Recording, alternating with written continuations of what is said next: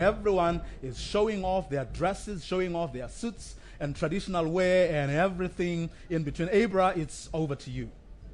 Yes, pomp and ceremony indeed. This is weeks and weeks of planning finally coming together. You spoke about the fashion, and I've seen quite a few amazing things since our various MPs and guests started arriving. But at the moment, I'm right next to the red carpet. This is where everything is going to be happening. Behind me, we have the various guards of honor. So they are going to be lining the red carpet as the president, the deputy president, the presiding officers of parliament, as well as the judiciary and the 9 premiers of our country. They will all be lining up here and walking into the National Assembly later on. So there's lots happening at the moment. We have so many journalists, broadcast media behind us. Everybody's trying to get the best spot, trying to see who's wearing the best outfit. I'm sure you can hear the noise in the background. So it's bound to be a very interesting day. And of course, it will culminate in the President's State of the Nation address, which will start at 7 o'clock tonight. Vuyo? Oh, thanks very much, Abra Babia, our parliamentary correspondent. Will be bringing you all the fashion as MPs, guests, and everybody will be walking in to take their seats inside the National Assembly, which is the place where it will all be happening. Well, the theme for this year's State of the Nation address is socio-economic development through oversight and public participation.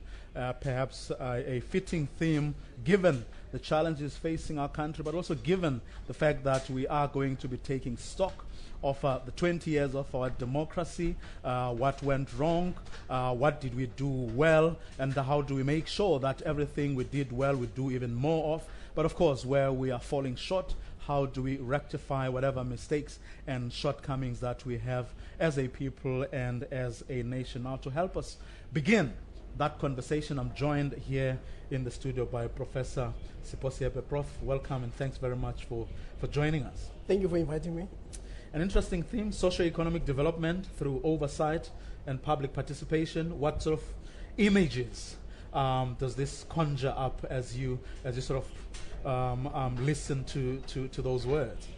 I think it's a government that is trying to be responsive. It's interesting that what the other correspondents were saying is indication of the coming together of state, where you have the judiciary, you have the executive, and you have parliament. And those are the most important pillars of our democracy. But what is also emerging in terms of the theme is the importance of accountability. When you talk about oversight, it's really about making sure that this democracy is steered properly, steered in accordance with what the Constitution envisaged. But there's also the second part, which is public participation. And I think that, to me, is very appropriate, because if you listen to the language and the discourse of the political parties, including the ruling party, it has always been vote for us and they will deliver. In a sense, it's almost like it's a disabling type of language that says, after voting, we wait and we wait for delivery. And when you look at what is happening in this country, you see what is called the delivery protest. And they're protesting because there was a promise of delivery. But what you seem to be getting is almost a shift to say, what is it that you're going to do to realize this democracy, this creation of a non-sexist, democratic and prosperous society? Because our people have always sat on the sideline. And when you hear communities that are saying they're not going to vote, they're saying we voted and we didn't get houses. We voted, we didn't get jobs. We voted, we don't get this. So you don't see an element of what is it that we are doing. So the theme is almost a shift from the discourse of waiting to say, are you participating in the creation of the democracy? And I think it's very appropriate, because even the type of participation that we have is more of a protest rather than of participating in the building of. Actually, I'm reminded of JFK Kennedy when he said, ask not what your country can do for you, what you can do for your country. It's really about citizens taking ownership. And we've had other political parties coming in to say we want to support citizen participation. So I think this is a response and to the concerns that have been raised. No, you're prof. I mean, it's interesting because you would have thought that if we cast our minds back to say 2011, right? Yeah. In 2011, President Zuma made a sort of mid-term assessment of how far we have come over since his administration started, where we are, and made some projections about going forward.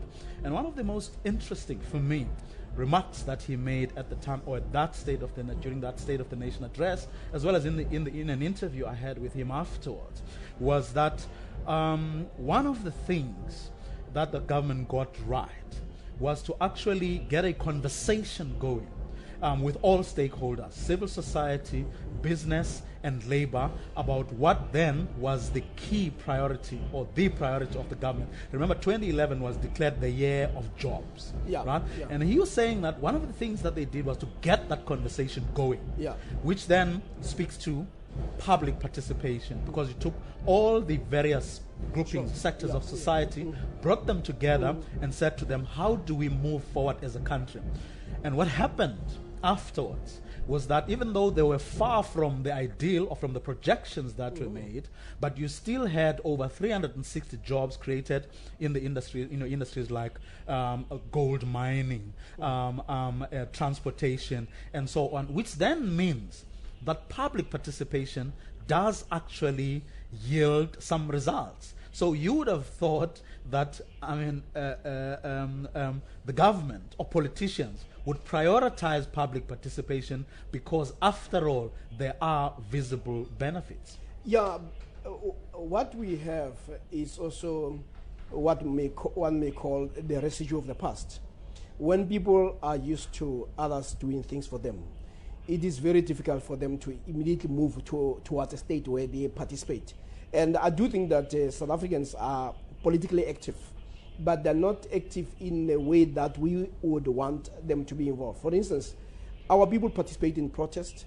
They ban clinics, they ban schools, they stop kids from going to school. That is not the type of participation that we're talking about. What we should be talking about is the issue of a dialogue about what is it that makes it difficult for us to create jobs. For instance, the ANC has been criticized for coming up with a notion of saying we're going to create 6 million job opportunities. In a sense, the whole notion of job opportunities is almost a realistic perspective by the ANC to say we may not be able to create jobs, but we'll create opportunities for people to enter that space, but it's responding to the young people. But what you are raising about the participation, it's also what has government done to make sure that happens. So you have both the labor, which is very strong and intransigent in terms of its own demands, because they say that which we've gained we're going to protect. At the same time, you have the business that says there are all these binding constraints, and part of the binding constraints that they are talking about is the skills. They're talking about the infrastructure. But what you see from the president's speech and what has emerged is that the idea of infrastructure is really about making their contribution as government concrete, to say we will address those issues. And you've seen also the issue of corruption coming in, that the president would mention that, to say these are some of the things that we would like to address. But I don't think the dialogue has occurred to where all of us are saying we are part of the solution. What we have is we are trying to protect our own background and our own interests, as opposed to saying how do we co-create, and that is where the challenge is. And I do think that the theme, it needs to be elevated to saying what is that we all can do in this public participation. Why, though, Prof, do you think is the reason for a lot of people to be holding back? Because you would have thought that if you manage to persuade the government to spend as much money as it is intending to spend over the next few years in creating or providing infrastructure, there are obviously benefits for the private sector. In other words, the private sector is going to get the contracts to actually do the actual building. You would have thought that civil society would be elated because more jobs are going to be created, but infrastructure is going to be improved. Because if you're spending on the way to the new set of greenfield projects in mining, your mines that are being built in the Northern Cape, for example. It means that there's going to be tarred roads leading to those mines. It means that people can now have like public transport and economies of scale and all of those things come to the party. So there's something in it for everyone. So why would any constituency want to hold back? Well, because, I mean, for the unions, it means that you're going to have more members. Sure. Your membership is going to increase. So are your subs, and so is your voice. Well, I think this is the argument that business is putting on the table. But business is also saying, make South Africa attractive. Make South Africa, your labor laws are making it difficult. They want to have a situation where they can hire and fire with ease. Or that is how the unions see it. But what it means that we're not reaching each other. And hence the conversation has to uproot the deep-seated beliefs and the deep-seated mistrust. Because for some people, when they look at business, they see an enemy. Whereas actually labor and business should be co-partners in the sense that for when business thrives, you have more people employed. But what you have these ideological positions that people still take, and which makes this image that you're putting almost impossible to reach. But I do think that we are learning. As long as people begin to realize that I'd rather be employed than to be outside, they might actually say, no, I'm even willing to be paid that which is reasonable. Not slave wage, but that which is reasonable. And this is the dialogue that the government must actually be putting on the table. Prof, I'm going to ask you to hold your thoughts right there. We're going to take a quick commercial break, but if you've just joined us, you're watching a live broadcast. We're coming to you from the parliamentary precinct here in Cape Town at about 7 o'clock. President Jacob Zuma will be delivering his 6th State of the Nation address in a year, of course, when all of us are celebrating 20 years of democracy in this beloved country of ours. We will be taking stock. He will be taking stock. All of us will be taking stock of the 20 years and say to ourselves, how far have we come? How far can we still go? And how far? So don't go away. We're taking a quick commercial break. We'll be back right after this.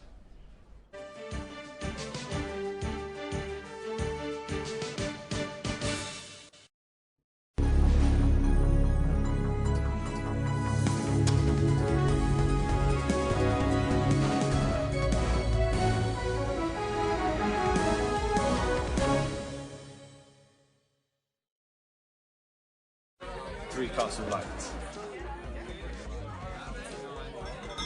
Try the new 440.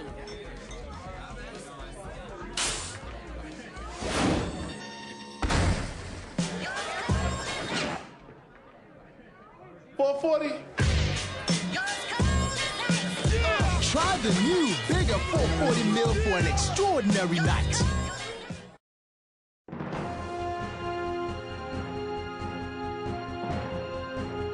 This is Mali. The president is Mr. Ibrahim Boubacar Keita. Mali got independent from France on 20 June in 1960. The population is more than 16 million people. One of Mali's major languages.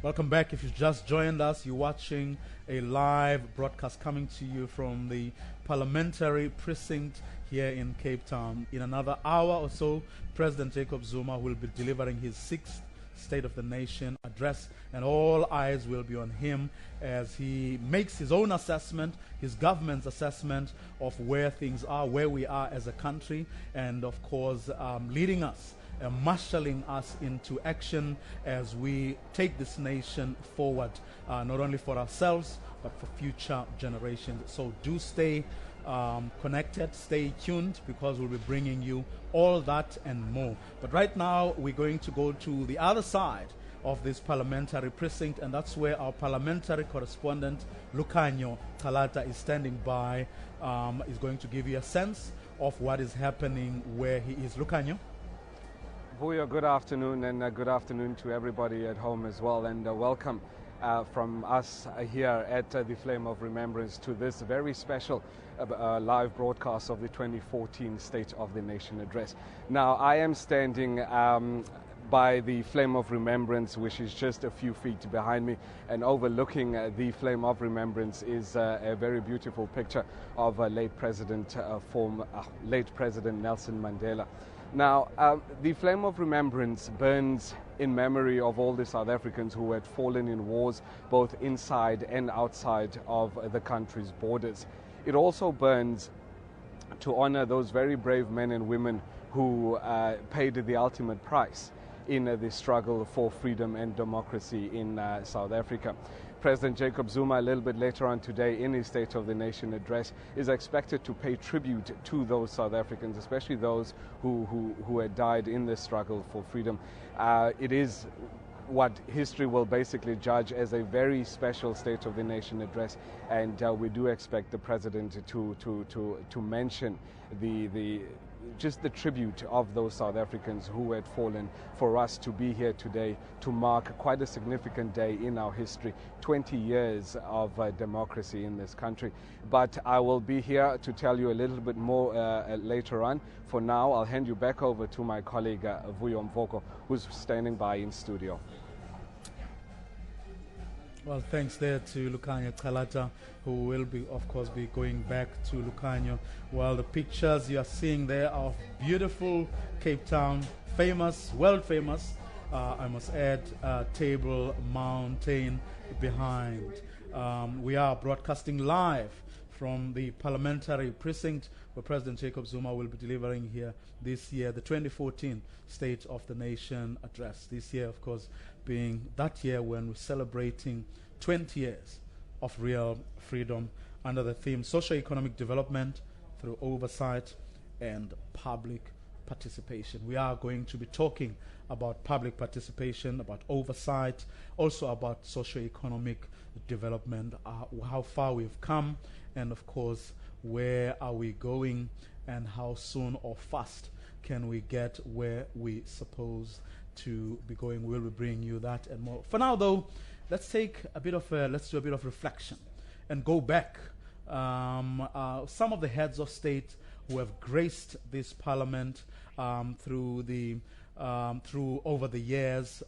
Former President Nelson Mandela was the first democratically elected president. He was followed by Thabo Mbeki, who served 2 terms, and right now, of course, we have President Jacob Zuma. So we go back in time, albeit very briefly, and look at some of the heads of state who visited this parliament and some of the things that they did say or warn us about or advise us to do. Here's a brief look, an insert prepared by Dumisho Mashaba. In his 2-day visit to South Africa, former Cuban President Fidel Castro lauded South Africa for being a symbol of hope for the rest of the African continent. But he lambasted the contradiction of the hope of the people and reality. The contradiction between hopes, possibilities, and priorities is not only a domestic affair for South Africa. That is something being debated and that will still continue to be debated for some time among the honest theoreticians in many countries. In his first visit to South Africa, former Palestinian President Yasser Arafat visited Robben Island and urged members of parliament and the international community to help save the Middle East peace process. Saving the peace process from the danger of collapse is an international necessity and interest. Let us work together to save this peace, the peace of the brave, side by side with all states that are concerned and determined to save the peace process in the Middle East.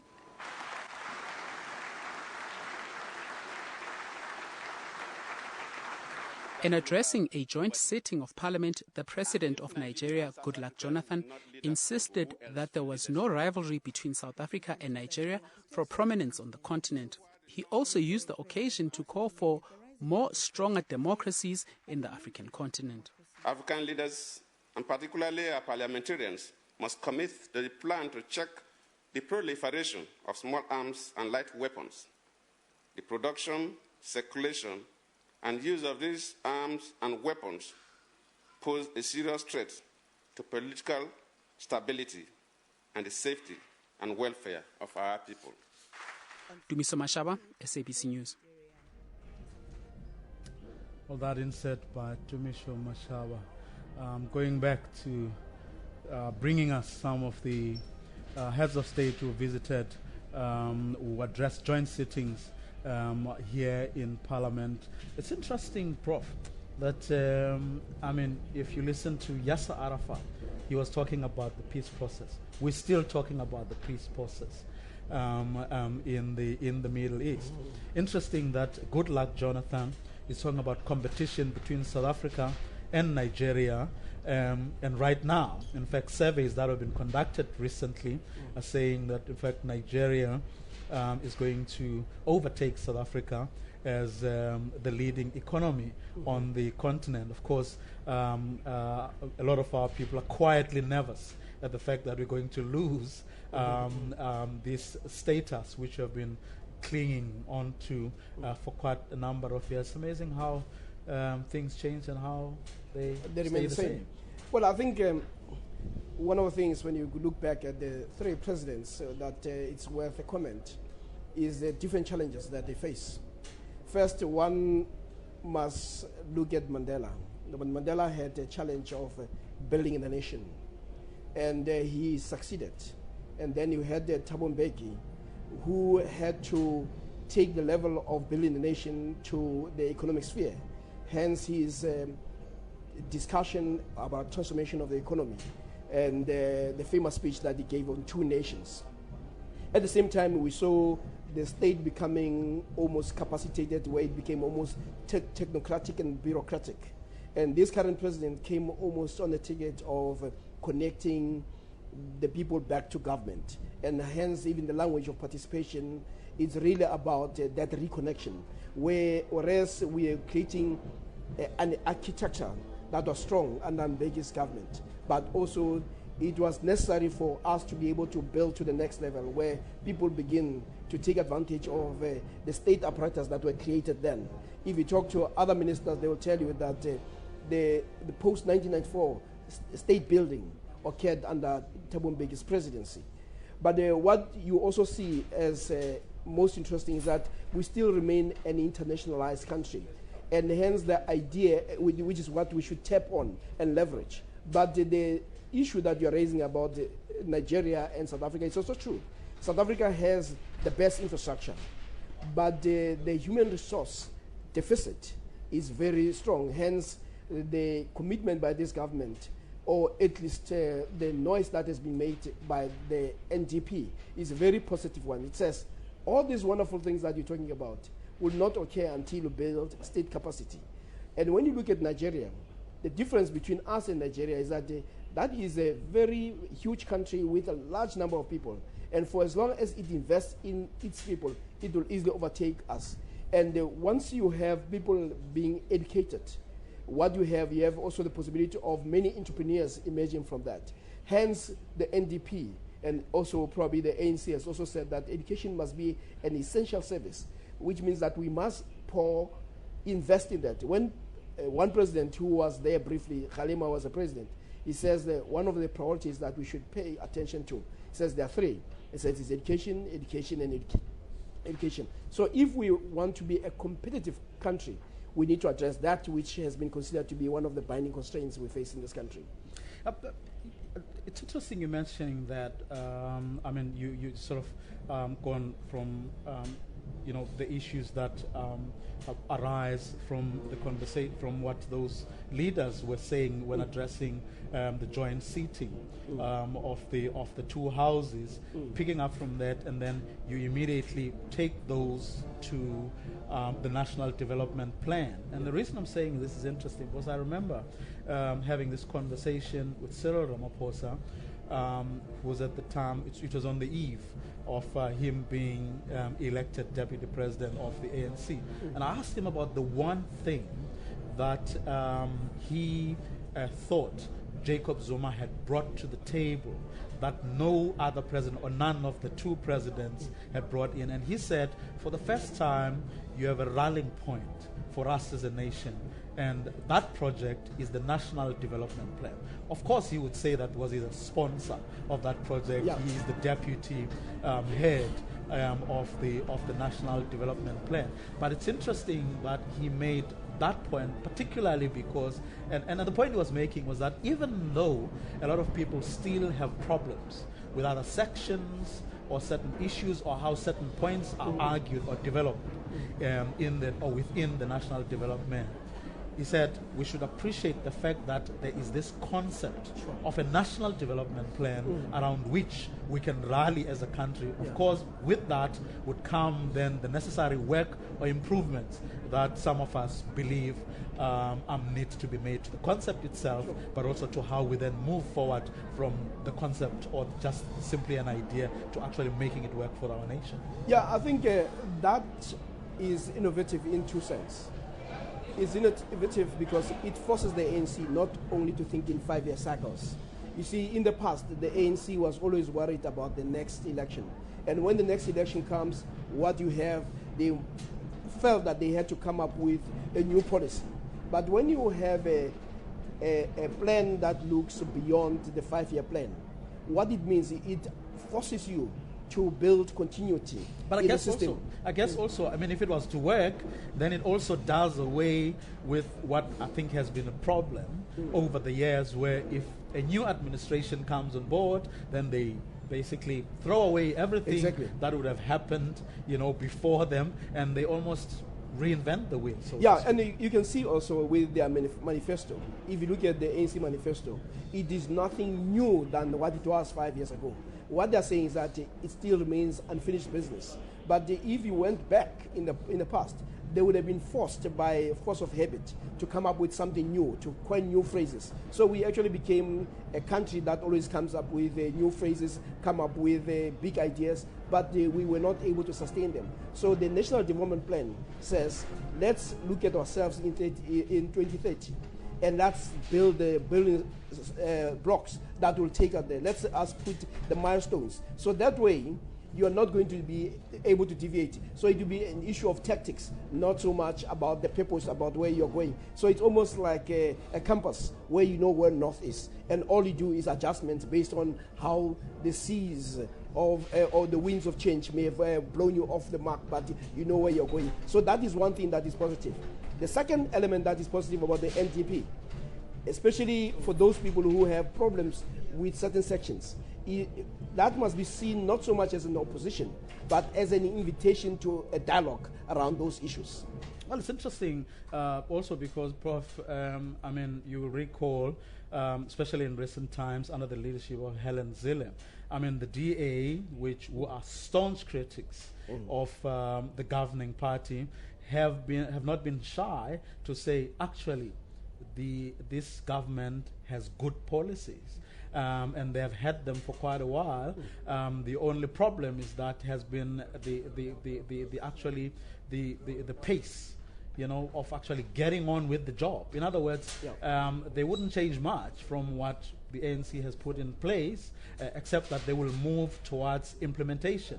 In other words, arguing that the problem with this government is that it is not implementing what are essentially good policies, and they have been unequivocal about their backing of the National Development Plan, for example. By and large, the National Development Plan has a broad support. It's only objections emerge largely from some of the alliance partners, but outside the ANC and the ANC alliance, you have a broad support. But what is also important with what the DA is raising has to do with whether the state has the capacity to deliver on those policies, which is also what the National Development raises, that first what we want you to do is to fix the capacity of the state. And when you look at government, there's an attempt to try to deal with it. It says deal with corruption. So for the first time, we have at least a concrete policy that is put on the table to say we're now going to prohibit public servants from doing business with the state. So that's the first one. The second one that is related to that is to say we do not want to have entrepreneurship to be the defining character of South Africa. And what the Pravin Gordon has done with government is to say now the tender system is going to be controlled from the center to make sure that it is made more transparent, but also to make sure that the people who are going to avail themselves are the people who can deliver. And this is where the criticism that emerged from not only the TA, from COSATU, has been that there has been a problem with corruption with regard to tenders, and it has also discouraged. And some of the protests that we have is not so much about policy, it's more about what they see as corruption at various levels. So this government seems to be listening to the people who's concerned, but it is one could say it should have learned lessons much earlier. But there's also a different shift in the discourse of the ANC. Whereas there was a major discussion around the notion of deployment, now they have tempered with the notion of cadre deployment to say we want to make sure that those cadres who are deployed have the necessary skills that are required for the jobs that they are applying for. So you see that democracy is an experiment, and it can be self-correcting, and it becomes also self-correcting when you are also threatened by other parties that are gaining a hold. For instance, the ANC did lose the Western Cape, and that must have been a shocker and a wake-up call for them. Must have had. Well, Prof, we're going to continue with our discussion here in the studio. Professor Sipho Siepe is with me throughout as we continue to dissect and give meaning to some of the phrases and expressions you have heard before, and some of which you will continue to hear in years to come. For now, though, we're going to go to the Flame of Remembrance, where Lucanio is standing by to take us through some of the pomp and ceremony that you're going to see over the next hour and a half, just to give us a sense as to why certain things are done in particular ways and what they mean for you and me. Lucanio, it's over to you again. Vuyo, thank you very much. Yes, and welcome back, everybody at home. Welcome back to the Flame of Remembrance, where I'm now joined by Brigadier General Xolani Mabanga. Sir, good afternoon, and thank you so very much for joining us. Good afternoon, and good afternoon to the viewers. So, explain to us a little bit about the tradition. Why do we have the military involved in the opening, or call it the State of the Nation address? Well, it's a tradition that dates back far as during the times of kingdoms. When kings were going to address their subjects, you'll find that the then Amakhosi or Imikhosi will be called to perform certain ceremonial aspects, because nations were built on the successes of armed forces or Amakhosi. So that's the pride of the nation, and then that develops up to the Western culture, whereby now during the opening of the parliament, the military will come and play the ceremonial role in respect of the head of government, who is the commander-in-chief. Then in our case, it is the President of the Republic, who is the head of the executive and the commander-in-chief of the South African National Defence Force. Therefore, the South African National Defence Force has to come and play the ceremonial role in the opening of the parliament. All right. So, and then explain to us a little bit. There are various forces or various battalions that are deployed. Some are deployed within the precinct of Parliament itself. Some are deployed outside in the street. How do you then determine who gets into the precinct and which battalions are outside? Okay. I'll first explain that the South African National Defence Force is comprised of 4 services, which is the Army, the South African Army, the South African Air Force, the South African Navy, and the South African Military Health Service.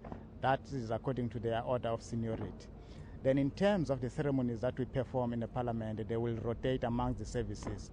For example, you will see that we have 2 people whom we call the aide-de-camps that follow the president or guard the president. They will be rotating from the Army, Air Force, Navy. In this year, we have Navy officers, that's 2 captains from the Navy who are performing that responsibility. And then the people that will be doing the street lining, they will be all from all 4 services, the Army, Air Force, Navy, and the Military Health Service, following that order of seniority as well. The only thing that rotates it is the responsibilities in terms of the aide-de-camp. When it's the opening of the parliament, that ceremony will rotate among the services.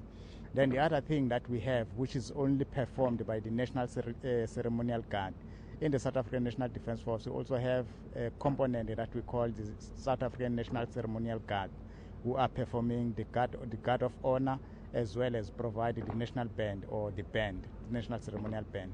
The guard of honor is obviously meant for the president. The guard of honor is always meant for the president and the commander-in-chief. And then that will also, when they are doing the guard of honor, is when they are going to play the national anthem. That will also be done in conjunction with the firing of the 21-gun salute. And we know that firing of 21-gun salute, that is the highest and the most honor for the head of state or the visiting authority. All right. So, and then just finally, before I let you go, explain to us, I was able to explain to Avuyo and to our listeners and our viewers at home about the significance of this flame of remembrance. But I see that we've got 2 soldiers here that have been guarding over it. Tell me, for how long does this take place? So this will take place as far as the activities are happening within the parliament. You will have them providing what we call, they perform what we call the silent guard. Then they will be rotated periodically, as you might have seen that they will be changing command, or they will be changing guard now and again. All right. Brigadier General, thank you very much, sir, for joining us. That was Brigadier General Kolani Mabanga, who was explaining to us a little bit about the ceremonial aspect of what we will be seeing playing out over the next hour and a half, before President Jacob Zuma makes what history will judge as probably one of the most significant State of the Nation addresses, as we celebrate 20 years of democracy in South Africa today. I think for now, let's take a quick egg break, and then we will see you after this break.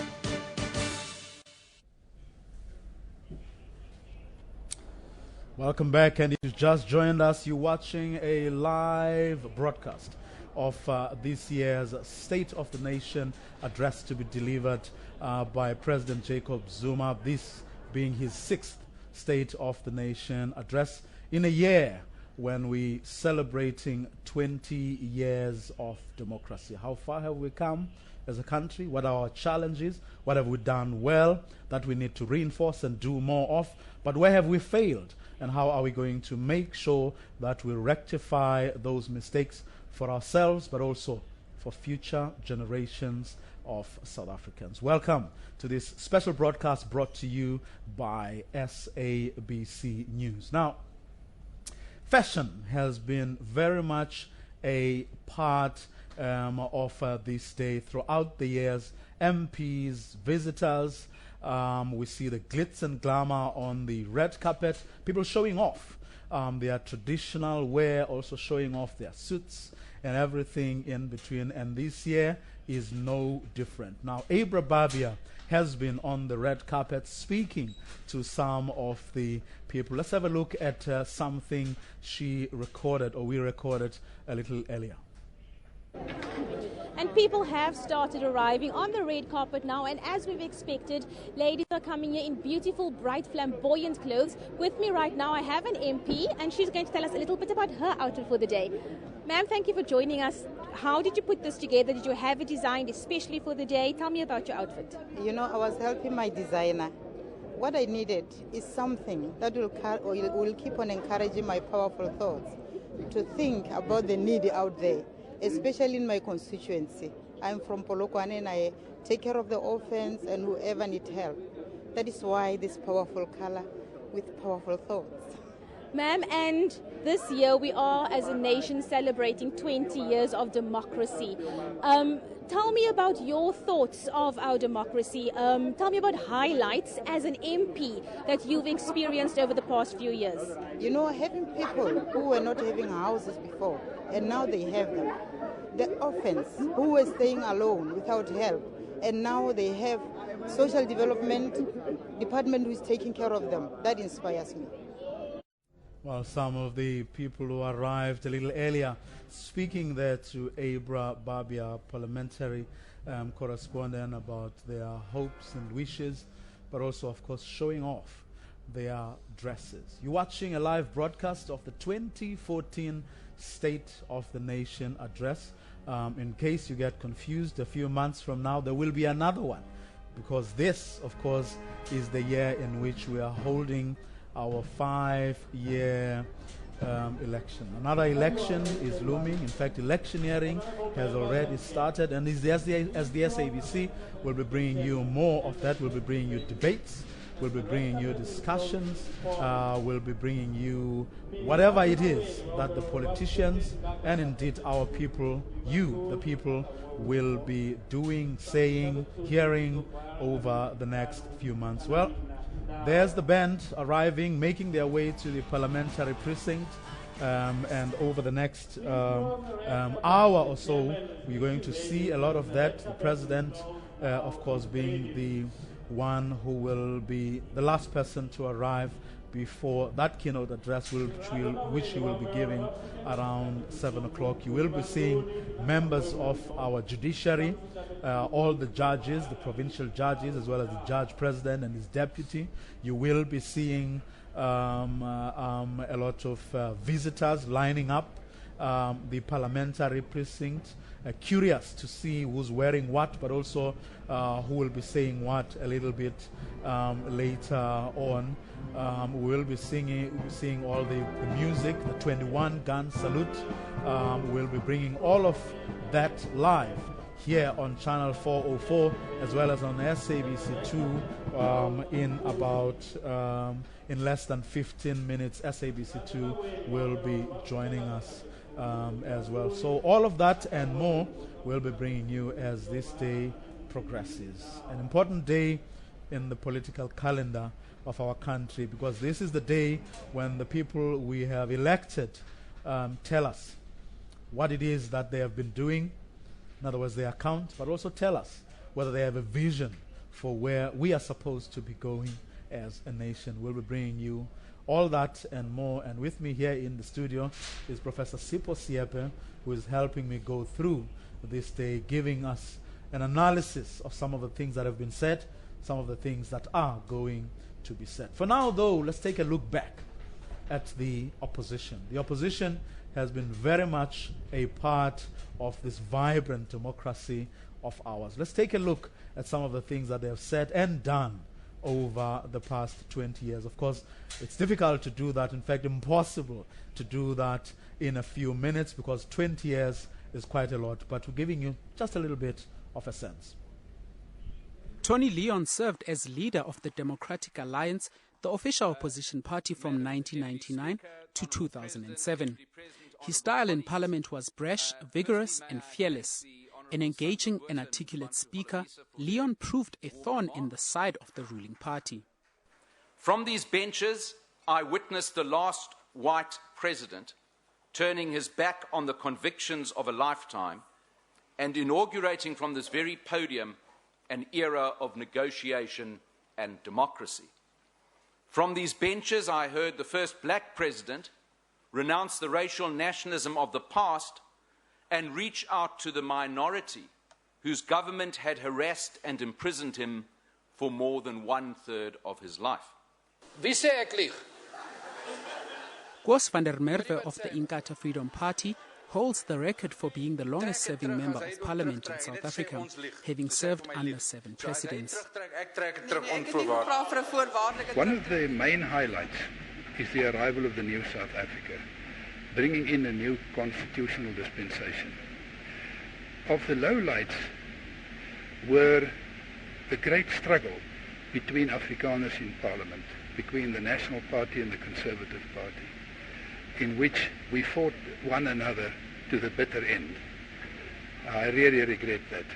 One of the most memorable moments of opposition politics in Parliament came when Patricia de Lille, a then member of the Pan-African Congress, revealed in Parliament how certain members of the ANC received kickbacks in the arms deal with foreign companies and called on government to establish a judicial commission of inquiry. To date, the arms deal saga is a thorny issue that is yet to be put to bed.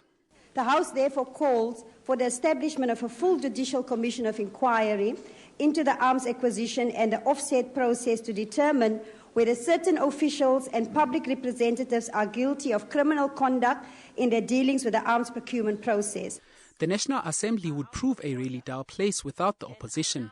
And this was evident when COPE leader Musiwa Likota was thrown out of the House by Deputy Speaker Noma India Mfeketo after he had refused to apologize for accusing President Jacob Zuma of violating the oath of his office by failing to protect the rights of artist Brett Murray. Speaker. No, honorable members who are standing, can you please take your seats? Honorable members who are standing, can you please take your seats? I've considered the ruling. I've considered the ruling. I'm giving that ruling now. Whether you like it or not, it's another matter. I'm giving that ruling now, and the ruling is saying, Honorable Likota, withdraw. And if you are not able to withdraw, please leave the House. Madam Deputy Speaker, on a point of order. Honorable Likota, leave the House. So it's clear there are many honorable Likotas.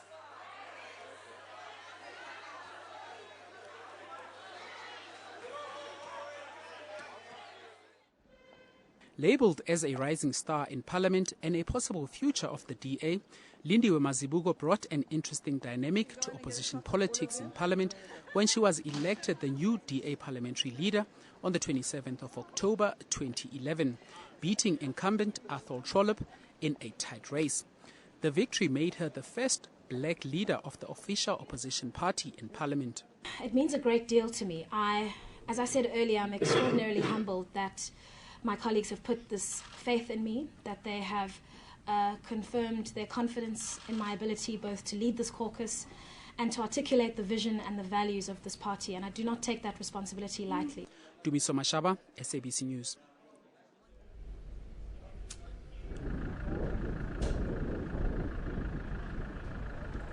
Wow, that insight by Dumisho Mashaba, looking back over the years, the opposition, how far it has come, some of the things that they have taken up. Quite interesting, Prof, that one of the things we saw there, Patricia de Lille calling for a judicial commission of inquiry into the arms deal. Voila, President Jacob Zuma grants them the wish.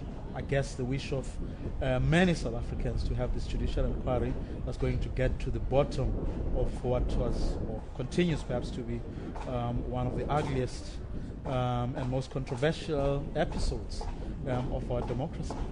Well, I think it was easy for probably Jacob Zuma, president, to do that. First, there's been a lot of pressure, but there was also a pressure that seemed to suggest that he is implicated So by deciding to do that, he's actually showing a certain level of confidence and courage, but it's also a level of confidence on the side of the ANC to submit to that call. But also this is one of those things that if something is unfinished, it will continue to rear its ugly head. So he has decided to throw the gauntlet against those who criticize him, to say, no, look, I'm going to have this, and let's get over and done with. And that in itself is very courageous. But as I say, it reflects a certain degree of confidence on his part. It also reflects a certain degree of confidence on the ANC, that whatever the outcomes is, they can actually deal with it. Prof, before we go to the state of opposition and talk about like a lot about that, let's take a quick commercial break, and then after the break I want us to talk about the state of opposition beyond some of what we saw in that insert by Dumisho earlier. Let's take a quick commercial break. We'll be back right after this.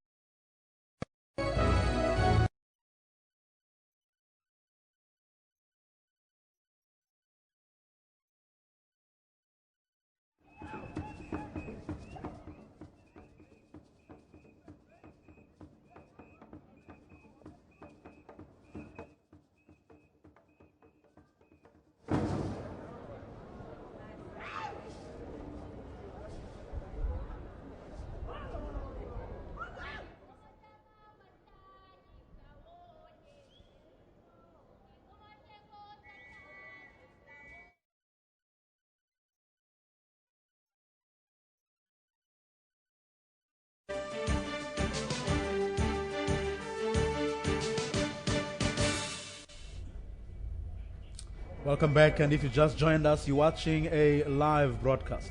We're coming to you from the parliamentary precinct here in Cape Town, waiting for President Jacob Zuma, who will around 7 p.m. or so be delivering that much-awaited State of the Nation address.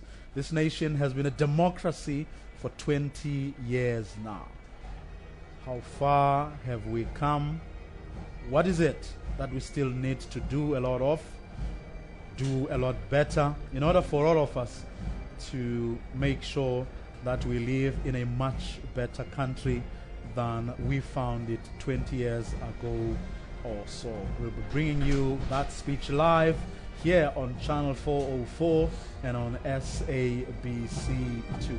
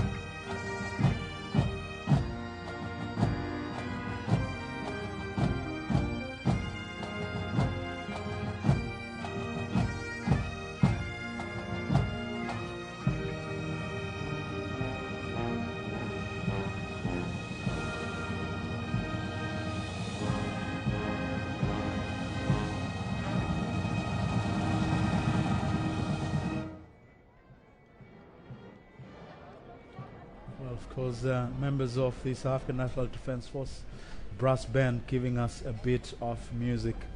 Sure you'll agree with me, this is where the best coverage of the State of the Nation address is and will continue to be over the next few hours, as SABC 2 joins us in the next couple of minutes or so. We're bringing you everything live from the parliamentary precinct.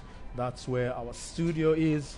That is, of course, where we have so many cameras, more cameras, in fact, than anybody else who is here today. We're bringing you all of this and more live, including the reactions after President Jacob Zuma's speech, which should go on for about an hour or so. We're bringing you all of that, South Africans commenting on that State of the Nation address, but also talking to us about some of the things that we're going to see Parliament doing over the next year or so. All of that and more live here on Channel 404 and on SABC 2. We're going to take another quick commercial break. We'll be back.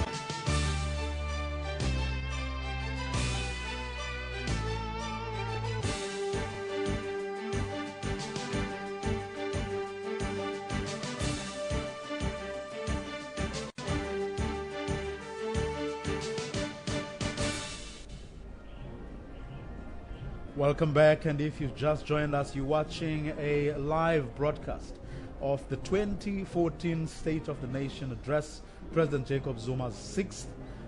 This, of course, being an election year, but also a year in which we're celebrating 20 years of democracy.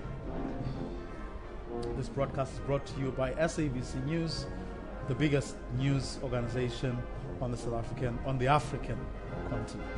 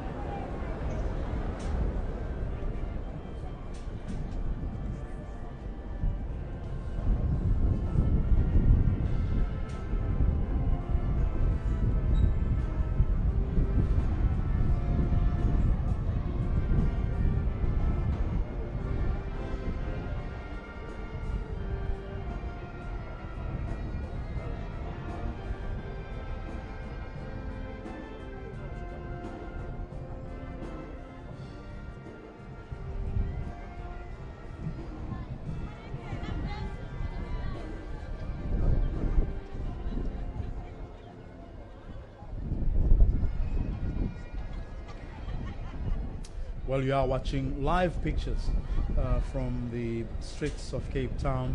All the people are seeing them making their way to the parliamentary precinct where Jacob Zuma, the President of the Republic of South Africa, will be delivering that State of the Nation address. Curious onlookers, South Africans there to see for themselves the procession as it goes all the way from Slave Lodge outside the entrance to the parliamentary precinct. This, of course, being a combination of public participation as well as a formal state ceremony.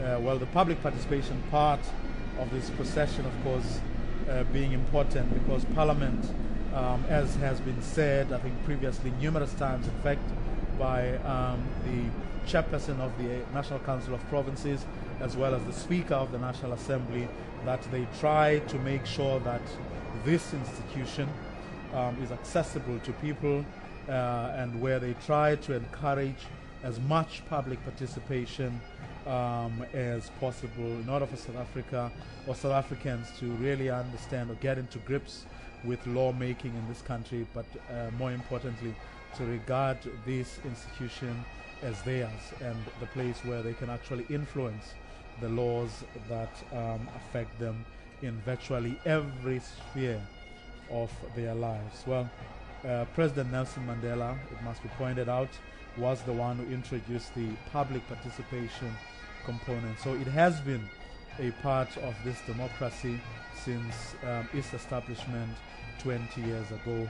And I guess whether or not or how well we've done that remains a moot point, something I'm sure South Africans continue to have conversations over to make that assessment and, of course, to try and influence the important processes to make sure that that continues on a much wider and bigger and more effective way.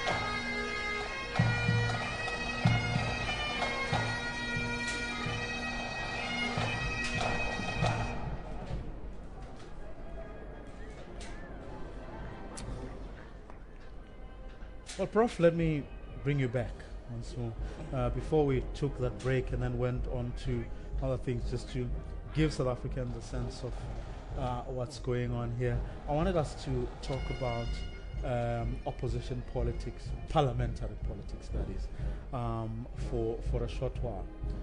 Let's go back. I mean, that insert started by introducing Tony Leon, who built the party from, or at least laid the foundation from a party that had 7 MPs at the time. Right now they have about, I think, 68, if I'm not mistaken, members of Parliament in the National Assembly. What can you say about how opposition politics have sort of taken shape or sort of manifested themselves over the past 20 years? Well, I think the first person to raise the temperature within Parliament was Tony Leon. Like you indicated, they started on the small party, almost 2%, and right now it's a party that has more than 10% of the vote. But what is important about Tony Leon is he was very oppositional. And in being oppositional, he was almost able to raise the debate, even though some of us at the time were uncomfortable. But Mandela himself acknowledged the role that Tony Leon had actually played. But we also saw the the demise of another party, which was a bigger party at the time, which was National Party, which was consumed by both the ANC and the DA. But what was also interesting at that time was also an elaboration of different policy.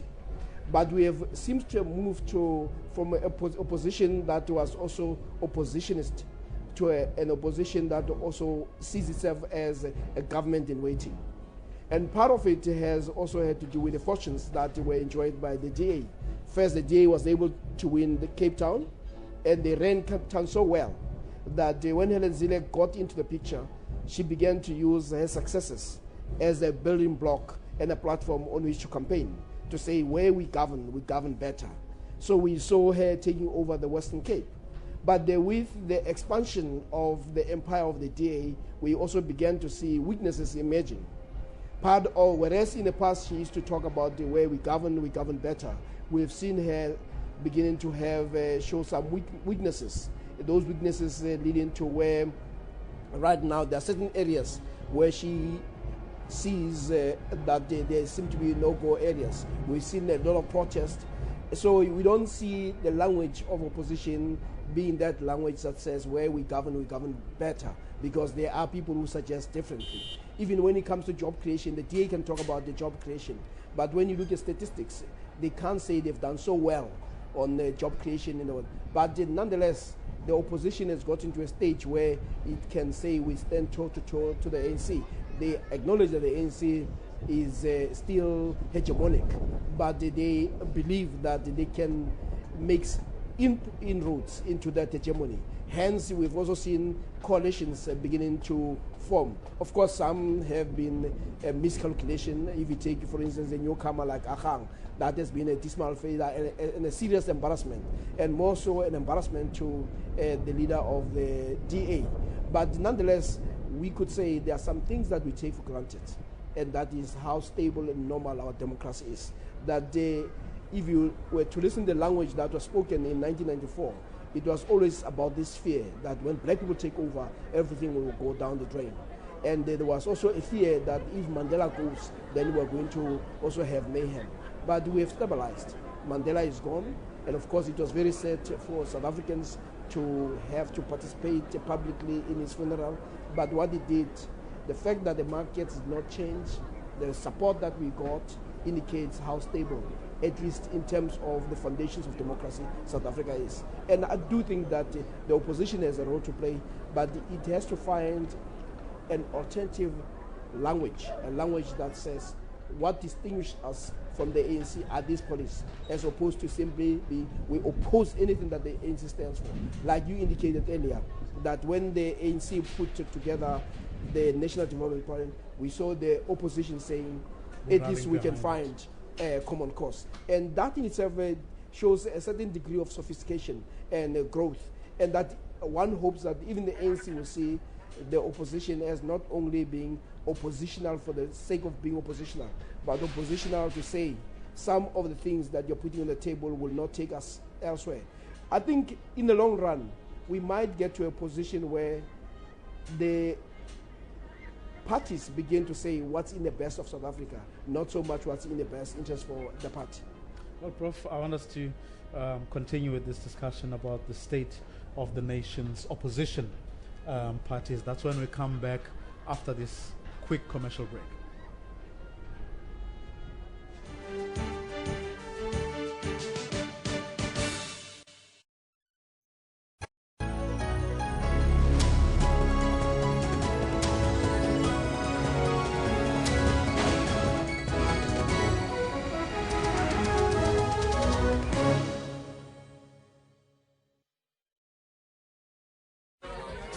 Lights.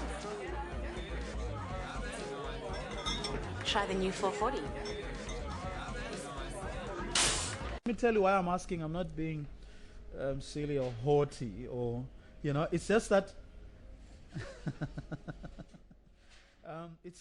it sort of disturbs the flow of the conversation. You can't have one question, one answer, and then go to a commercial break, and then come back, have another question, one answer, and then commercial break again. Looks silly. Yeah? Yes.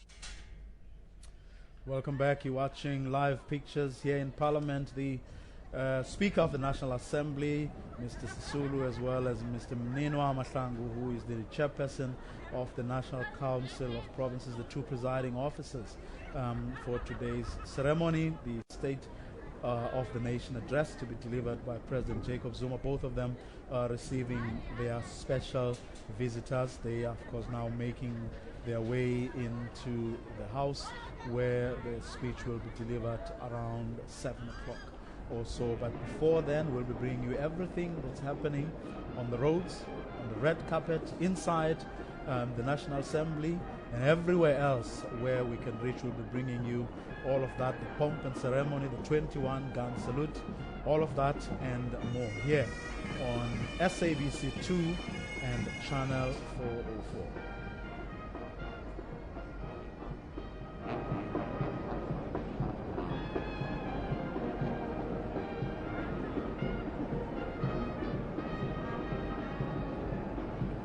Two presiding officers, followed by their their respective deputies. Nawaindi Mfegeto, the Deputy Speaker of the National Assembly, whom you saw earlier in that clip, where in that insert prepared by Dumisho, we're talking about, or we're reflecting on opposition parties over the past 20 years, some of the things they said, some of the things they asked for and got, but also some of the interesting, shall we say, moments where some of them had to be chucked out of that house because the presiding officers felt at the time that they were misbehaving for members of parliament. Always controversial decisions sometimes, but hey, that has to happen. It's a democracy, a lively one at that, where people are free to say the things that they would like to say, but of course they have to face the consequences of whatever decisions are taken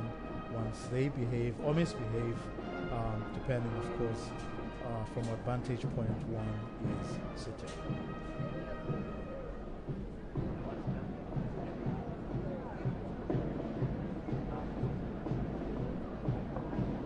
Well, beyond this point, we're going to be showing you more of what you're seeing, which is the procession as it is coming through to the parliamentary precinct where we are. We'll be showing you members of the various units of the South African National Defence Force. We'll be showing you the judges as they walk through, the premiers who are representing the various provincial legislatures. We'll be showing you the deputy president and the president as they come through. All of that and more live here on SABC 2 and Channel 404.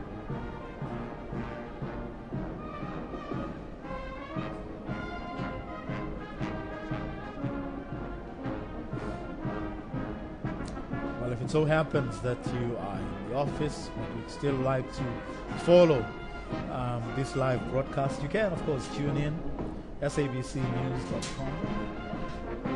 That's where we are. We are streaming this broadcast live there too. Or if you're about to get into your car, you can tune in. Our public service radio stations are also live, bringing you this State of the Nation Address 2014 live on all those radio stations.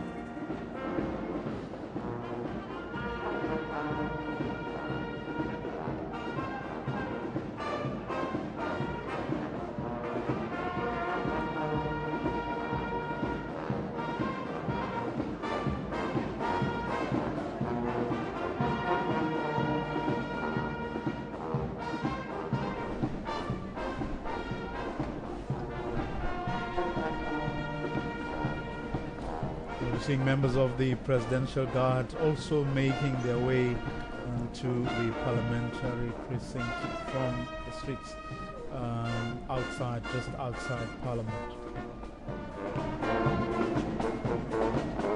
The people who perform at almost all state functions, you'll always see those men and women.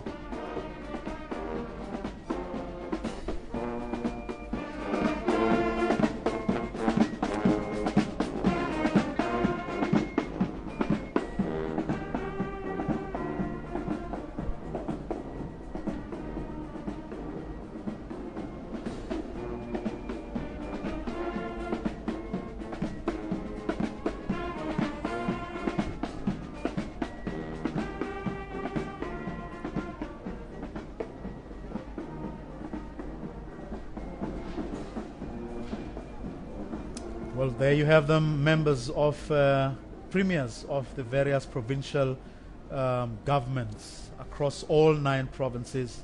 They are arriving now. Well, you'll recall that this is the joint sitting of both the National Assembly and the National Council of Provinces.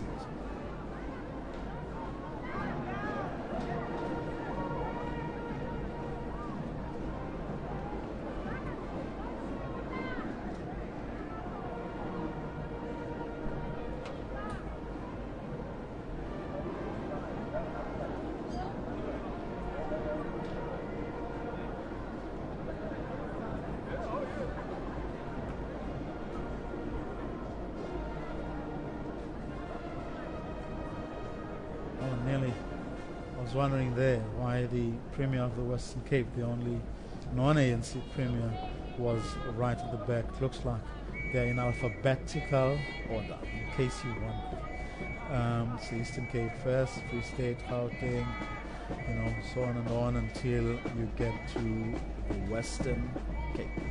So, she's not with us. I'm saying that with my tongue firmly in my cheek.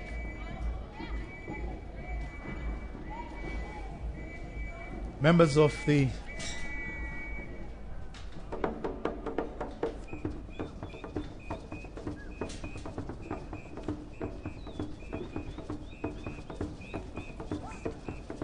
these are speakers of the various provincial legislatures, following right behind their premiers.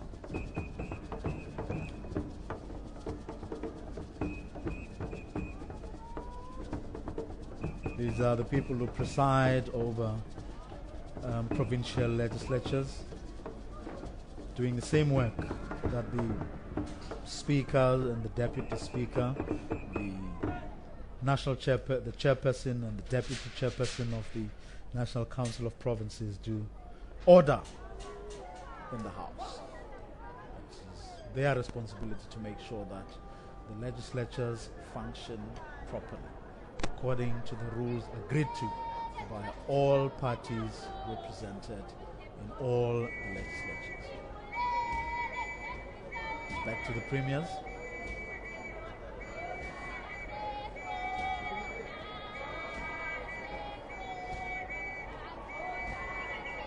Then the speakers.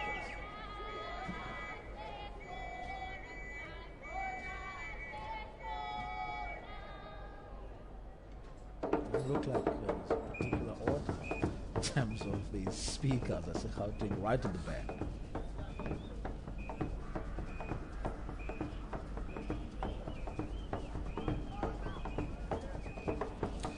Well, those are the members of the Presidential Guard we spoke about a little earlier.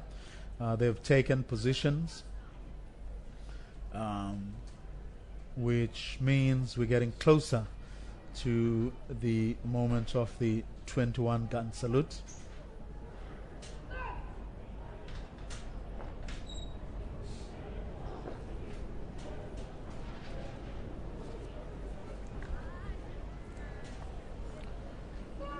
Well, the other arm of government, the judiciary. There you have them, the country's most senior judges, including, of course, the presidents of the various provincial courts,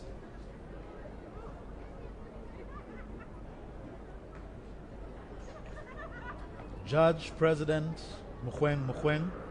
Next to him, his deputy, Judge Dkgang Seneke. And behind them, the judges from all the nation's 9 provinces, provincial courts, high courts.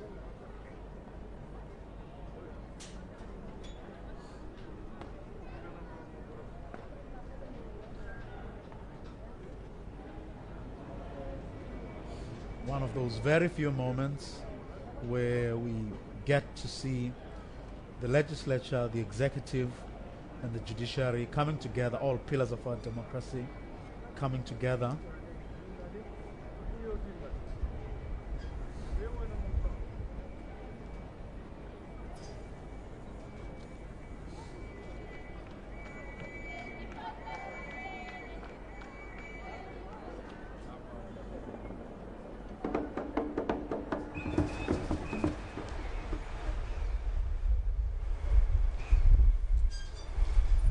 Well, that's the motorcade.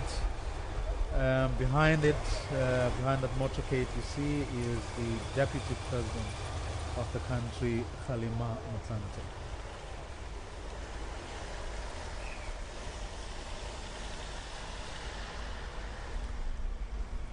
That's a man who briefly held the position of president when Thabo Mbeki was recalled by his political party, the African National Congress. So he had a short stint as the president of the country, leading up to the last election that saw President Jacob Zuma being elected president.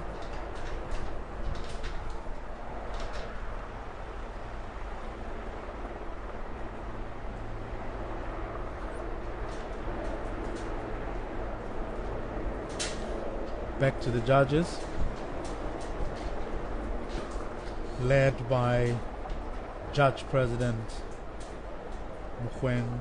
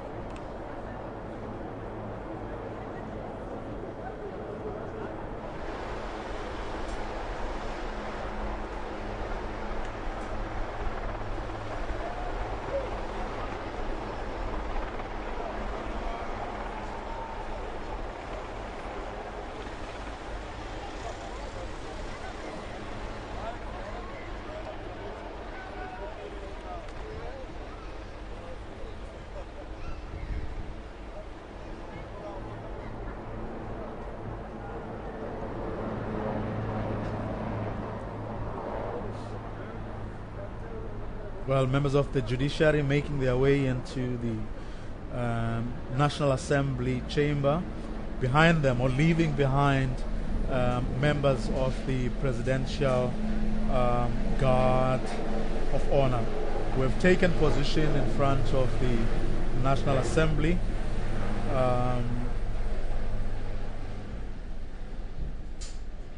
You will be seeing later on them playing the national anthem.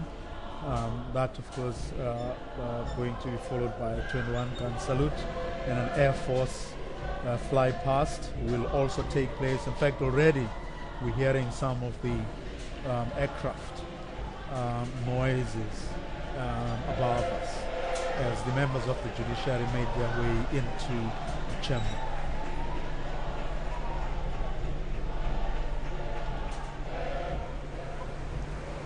Deputy President Kgalema Motlanthe's motorcade making their way to the gates of Parliament. And in a short while, the President himself will be coming through.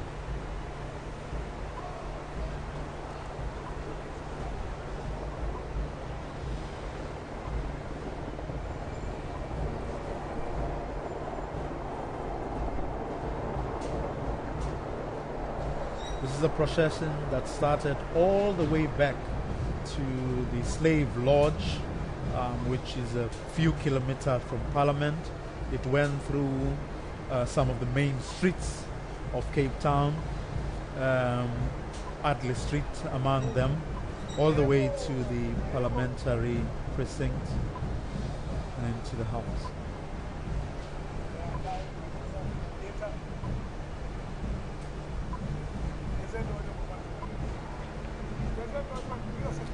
You're watching live pictures as members of the judiciary, members of the executive,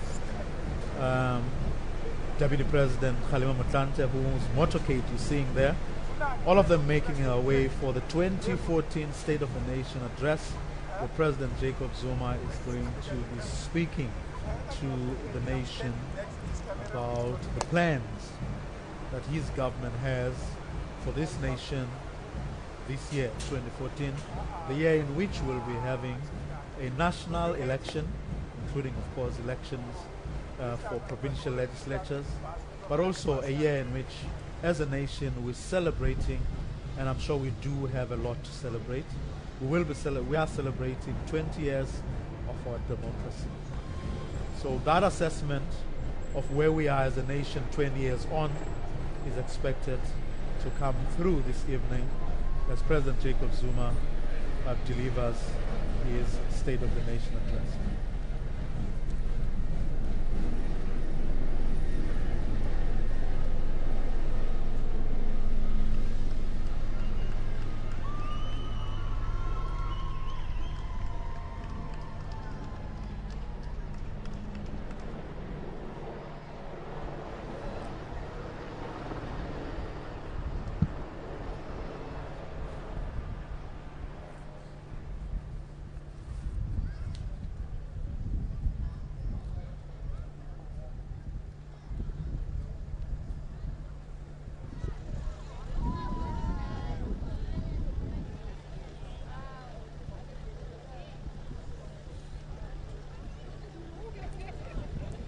Deputy President Kgalema Motlanthe and his partner, Ms. Mjali, being, of course, escorted by the Deputy Speaker and the Deputy Chairperson of the National Council of Provinces.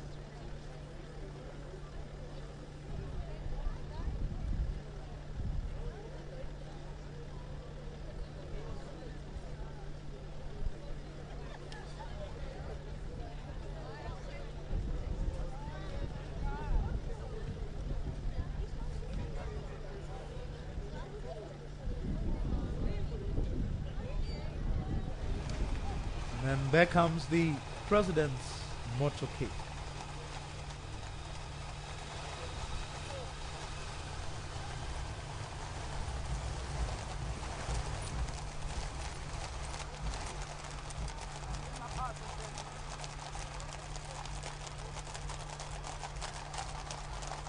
They've just turned into Adley Street right now.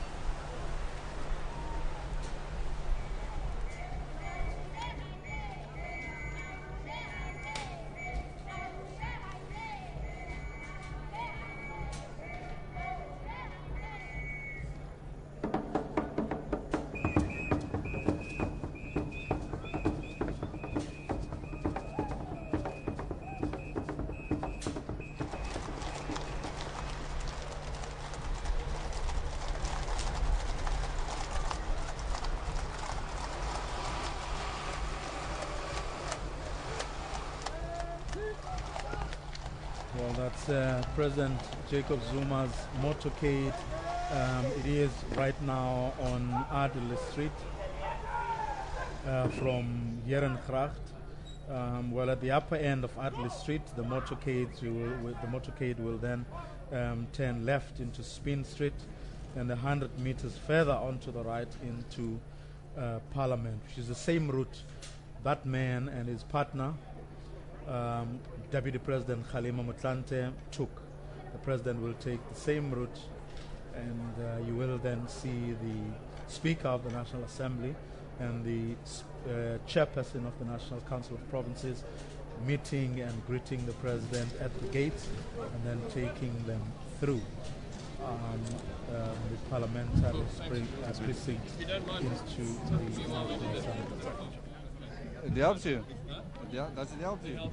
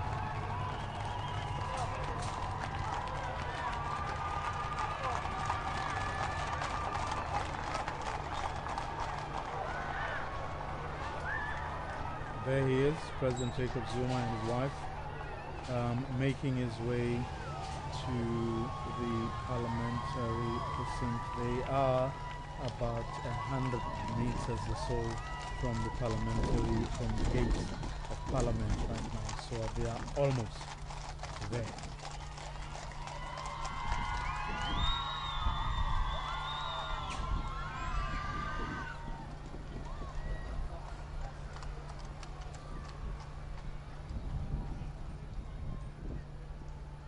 Well, they are in Parliament Street, and the President is going to come out of there with Mama Makumalo, and they will then be escorted by the Speaker and the Chair of the National Assembly, as well as the Chair of the National Council of Provinces. Well, the Deputy President and the Deputy Speaker, Nama India Mfegeto, as well as the Deputy NCOP Chair, Peggy Hollander, are already inside, have gone inside the House now. So it is the President who is now making his way into the House, where in about 15 minutes he will start delivering that much-awaited State of the Nation address.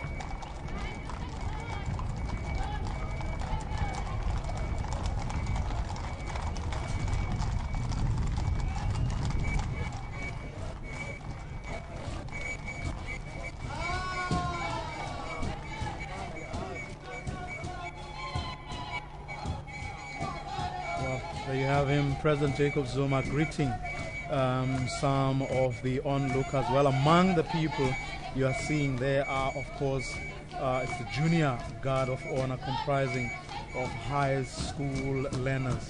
Then beyond them, you are going to get another civilian guard of honor, but this time comprising of people taken from civil society.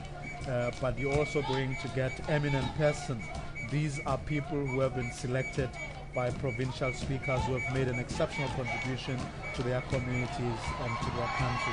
But right now, though, the president is just briefly watching a bit of a cultural performance, dance by the Lesotho cultural group, but also there's a minstrel band next to them. So a bit of a sort of embracing our Africanness, so to speak, by inviting a group from one of our neighbors, you know.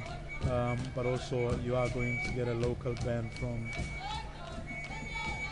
the like one of the Cape Minstrel bands is also there, just to give a bit of spice, if you like, to this ceremony, but also to give it that civilian stamp, that it's not just about the state or all arms of the state doing this thing for themselves or all by themselves, but also civil society being very much a part of that.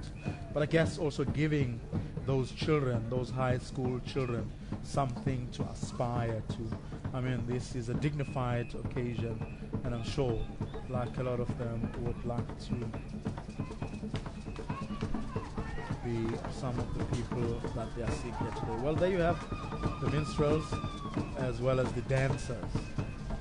Bit of a mix there.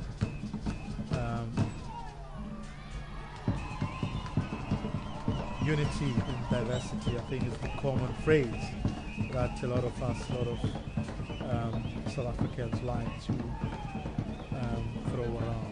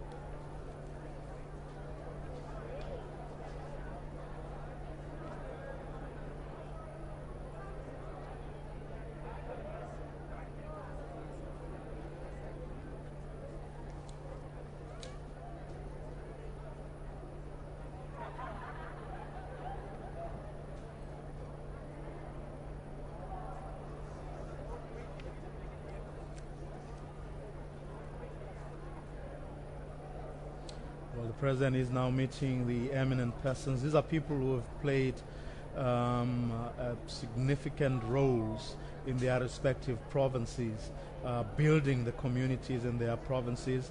They have actually been nominated by the speakers of the various provincial legislatures to come and be guests here today.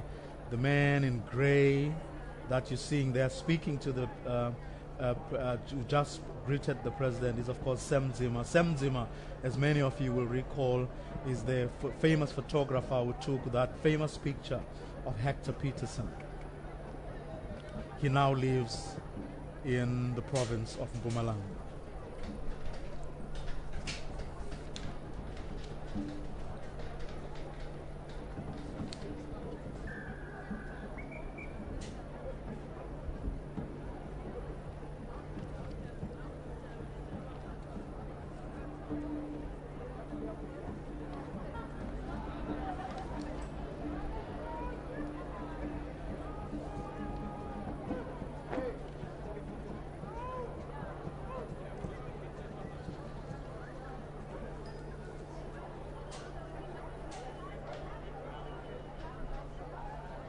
Well, very soon you are going to hear the national anthem being played here, as well as a 21-gun salute, but also an Air Force fly past while the president takes the national salute. All of that will be happening in a short while.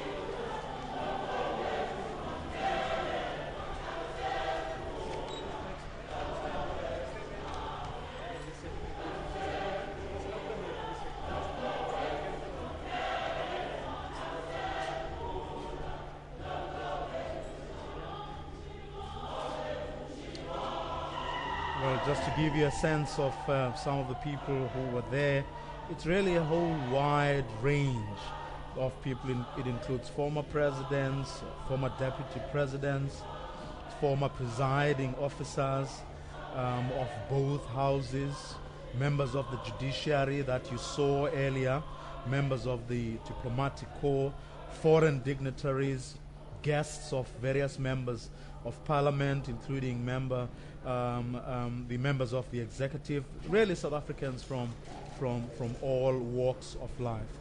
But included in the people you're going to be seeing at the gallery there are top matriculants for 2012, 2013, sorry. But also they have also been invited as Parliament's guests. But also 6 of the 9 top matriculants from each province. These being young girls who are outstanding young scholars. But interestingly, or maybe a point that needs to be made, is that all of them were born after our first democratic election in 1994 or 1995. Well, the person you're seeing there now is Imbongi for this year.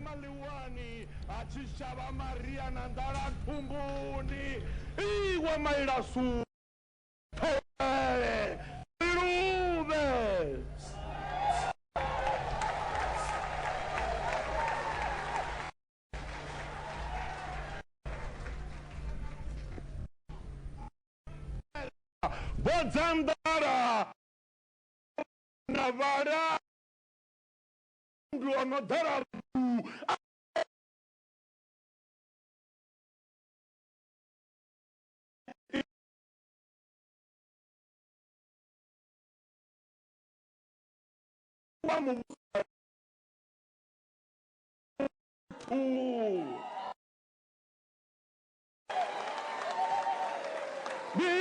Warengerwa shango ngunu tomboli ndiwe bakolara ruvimba la nwari makonde arabura ndiwe phiri ya mavuvuredzi ikando ngare na bulondo wa mashite kanda nduredze muwa enga chitiko gana haleluya. Ndiwe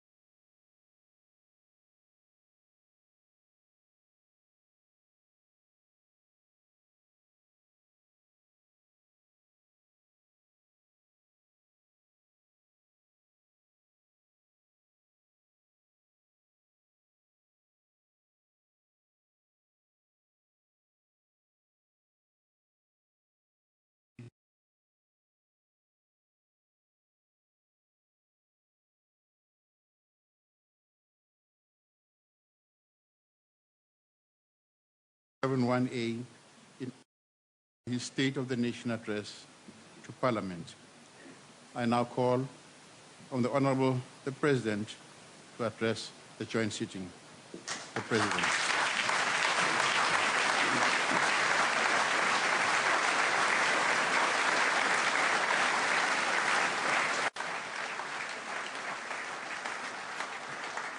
Thank you. Thank you very much.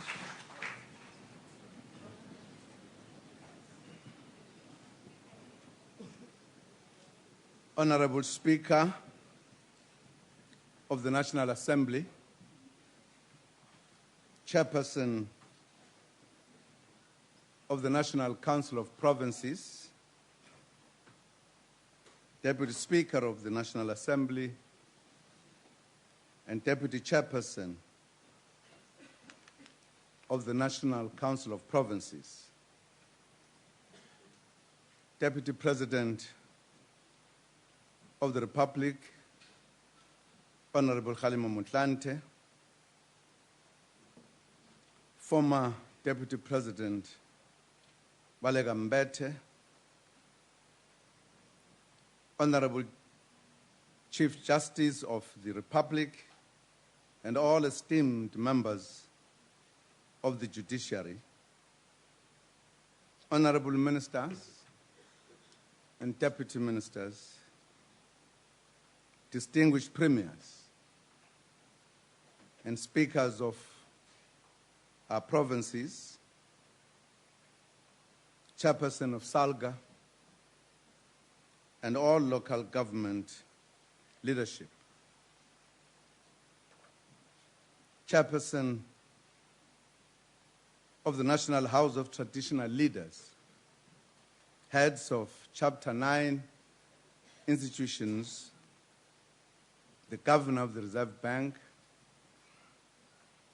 leaders from business, sports, traditional, religious, and all sectors,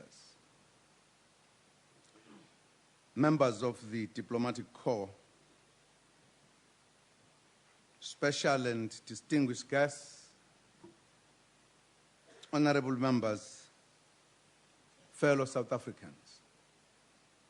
Good evening, Sanbonani, Molweni, Dumelang, Ripelile, Dima, Tegwa, Hoinand.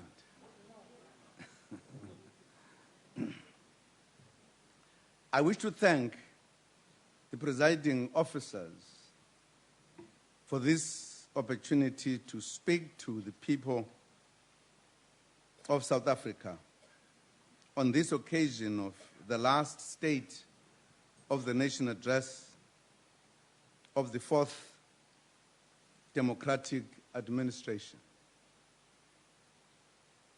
I would like to extend our deepest condolences on the passing of the late Honorable Mr. Ben Skosana, one of the longest-serving and most senior members of this august House, and our former Minister of Correctional Services. We are truly saddened by his sudden passing. Sidlulisa ukukhala kwethu emndenini wakhe nakumholi we-IFP umntwana uShenge kanye namalungu onke e-IFP. Honorable Speaker, Honorable Chairperson of the NCOP, this is the first State of the Nation address to take place in the absence of our founding president, His Excellency Nelson Rolihlahla Mandela. His passing on the eve of the 20th year of our freedom and democracy caused untold pain to our people and beyond our borders. We find solace in the knowledge that Madiba will live forever in our hearts, and that we have a duty to take his legacy forward. Honorable members, our country has produced men and women of distinction who have provided leadership during trying times. One such leader was Mr. Moses Kotane, former Treasurer General of the ANC and former South African Communist Party General Secretary. We are honored to have his dear wife, Mama Rebecca Kotane, as one of our special guests this evening.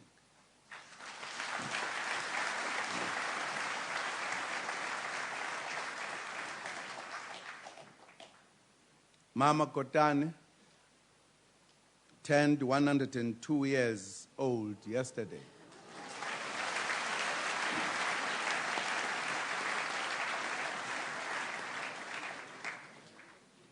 And we wish her all the best.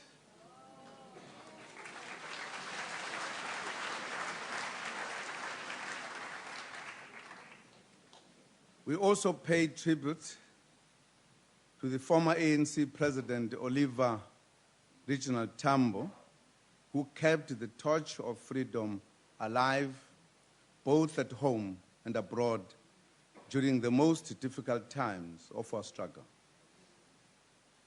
His son, Dali, and his wife, Rachel Tambo, are sharing this occasion with us this evening.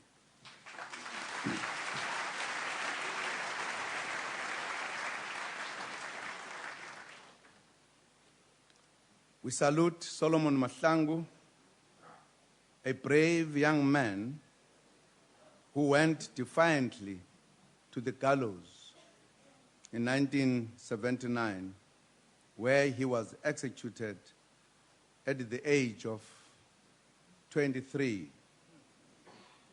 He said, and I quote, "My blood will nourish the tree that will bear the fruits of freedom. Tell my people that I love them. They must continue to fight." Unquote.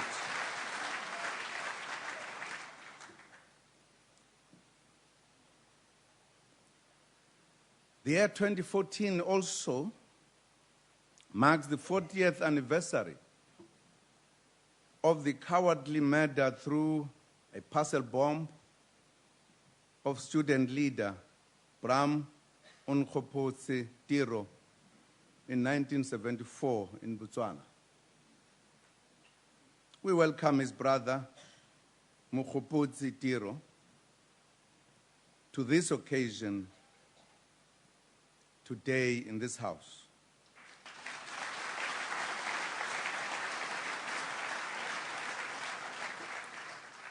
We express the gratitude of the people for his brother's selfless sacrifice.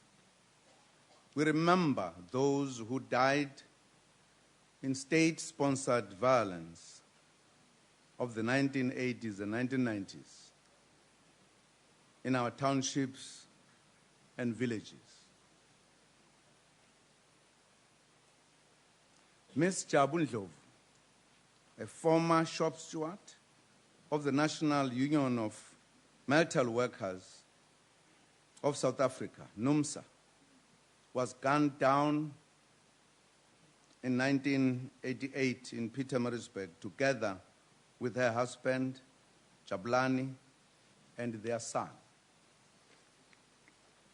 We welcome her daughter, Luhle, and son, Sanele, and pay tribute to all families who lost their loved ones across the political spectrum.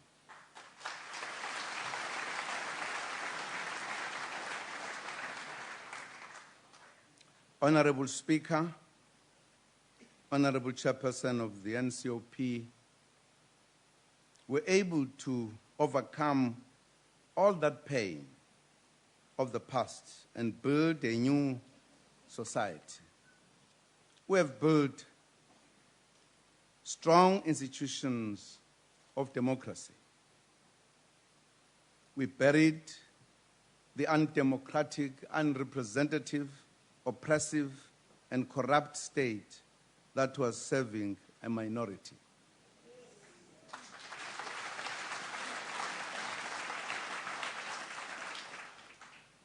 We formed a unitary state, non-racial, non-sexist, democratic, answerable to and representative of all South Africans.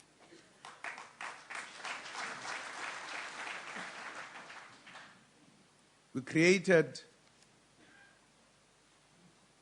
a thriving constitutional democracy with well-functioning arms of the state the legislature, the executive, and the judiciary.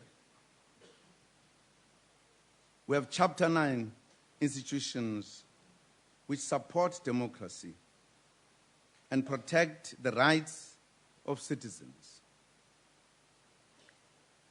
Liberation and democracy have also created space for an active civil society and a free media. Liberation also brought for the first time the promise of gender equality. The representation of women in public institutions has increased considerably since the dawn of freedom, and the extension of basic services also benefits women.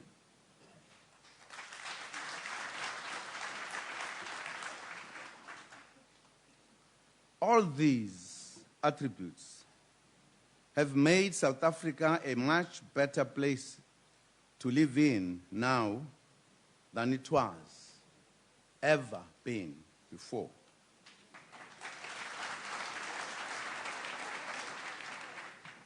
However, our country still faces the triple challenge of poverty, inequality, and unemployment, which we continue to grapple with. Dealing with these challenges has become a central focus of all democratic administrations. We elected to focus on 5 priorities: education, health, the fight against crime and corruption, rural development and land reform, as well as creating decent work. We also reorganized the state to improve performance.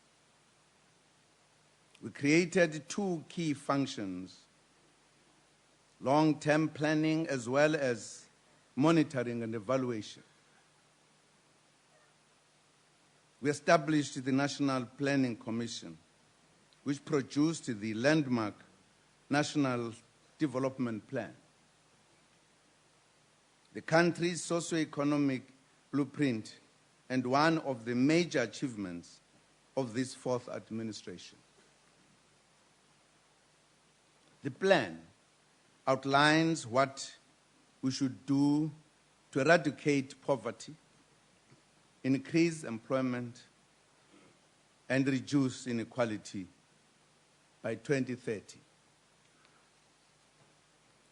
Our monitoring and evaluation indicates that many services continue to improve. For an example, social grants and identity documents now take a shorter time to be processed. But many others still require further work. I'll report back on the 5 priorities, starting with the economy. On average, the economy has grown at 3.2% a year from 1994 to 2012. Despite the global recession, which claimed 1 million jobs, working together as government, business, labor, and the community sector, we nursed the economy to a recovery. The national wealth, measured in terms of GDP, has grown to more than 3.5 trillion rand. Jobs are now being created again. There are now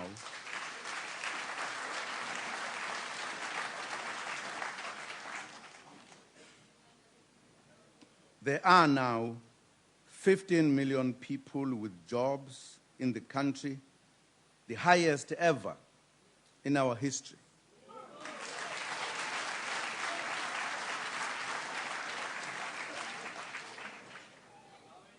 And over 650,000 jobs were created last year, according to Stats SA.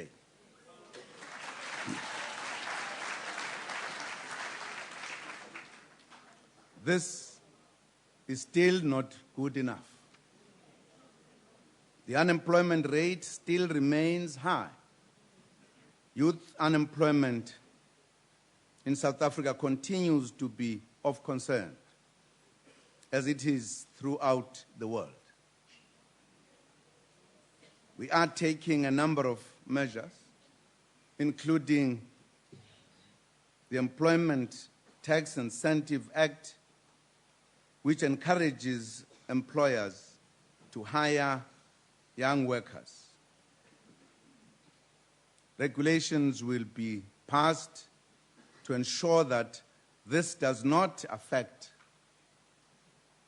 unsubsidized or older workers adversely.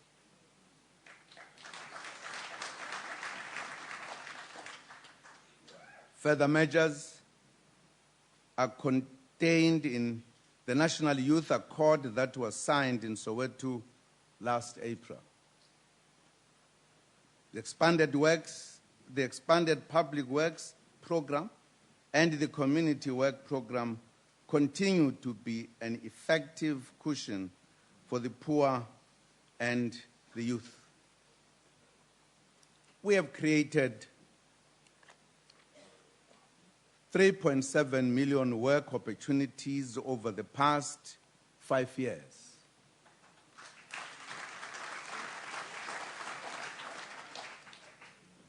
Our people obtain an income and skills from public works program, which they use to seek formal employment. Cabinet has set a target of 6 million work opportunities from this year to 2019, targeting the youth.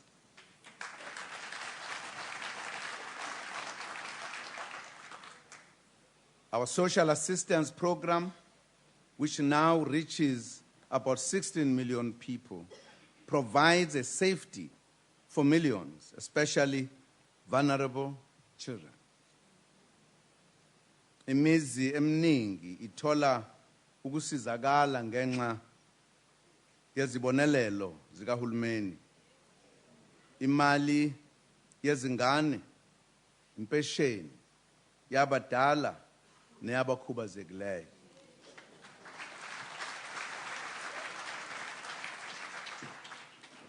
Lezi zibonelelo zizoqhubeka njalo ngoba imizi eminingi ithola ukusizakala ngoba amathuba emisebenzi ayivela kancane ngalezi sikhathi somnotho ontengantengayo.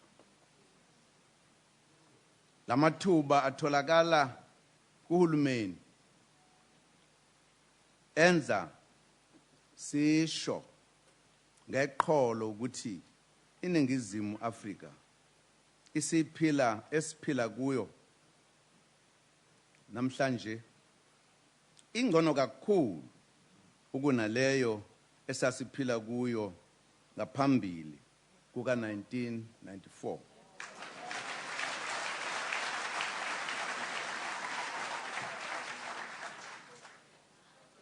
Compatriots, we are still going through a difficult period.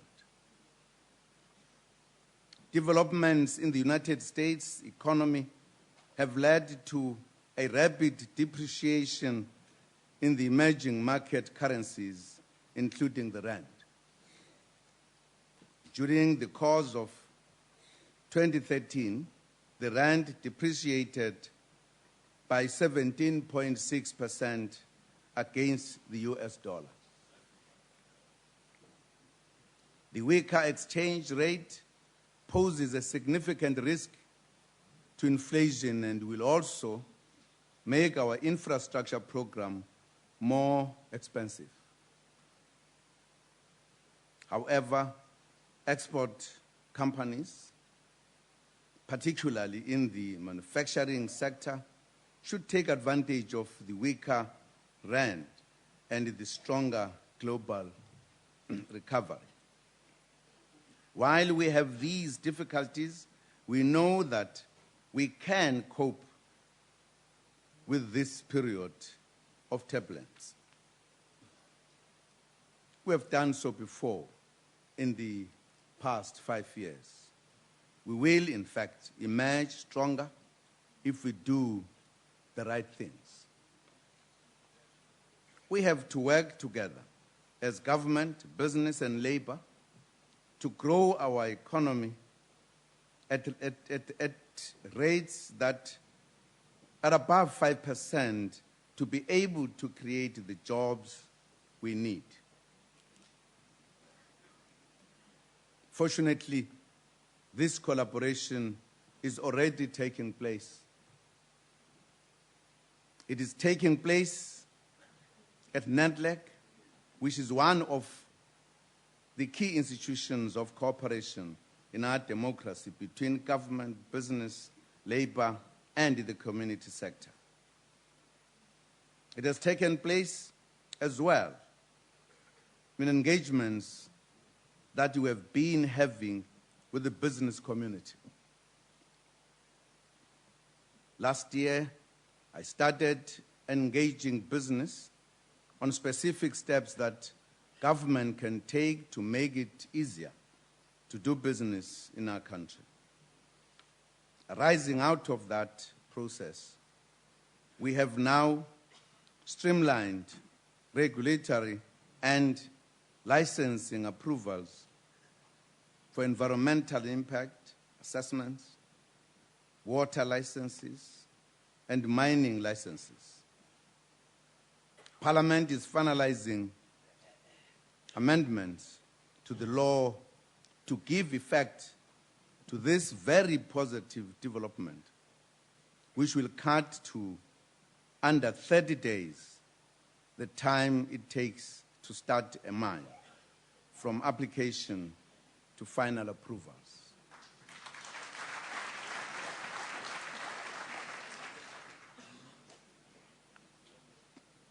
The Deputy President of the Republic continues to facilitate discussions between government, mining companies, and labor.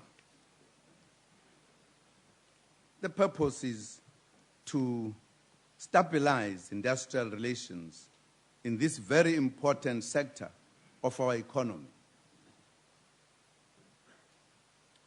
The process is yielding results. Strikes in the sector were fewer and shorter last year. And more importantly, industrial relations processes are taking place in a manner consistent with the law.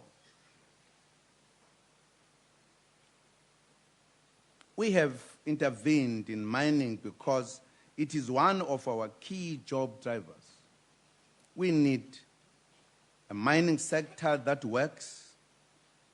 Mining employs over 500,000 people. It is the biggest earner of foreign exchange in our country. It also contributes about 20 billion rand directly to the tax revenue.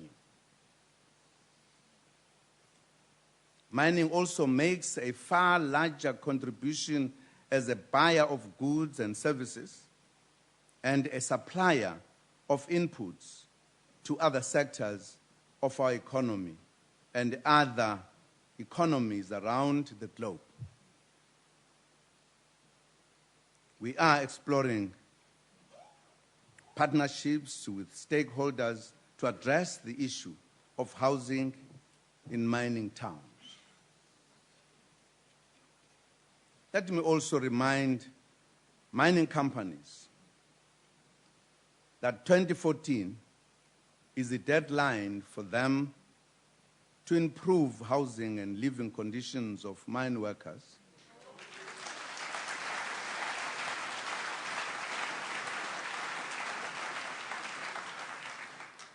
and to achieve a number of targets.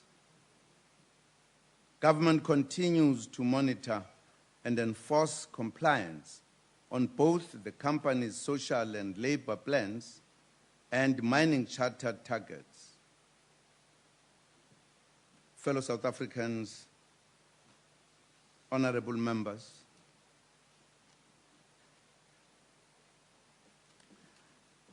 let me, before passing this point, just underline an important point. The importance of economy, particularly to the mine owners and leaders of the unions. In no way can we have conflict that destroys the economy.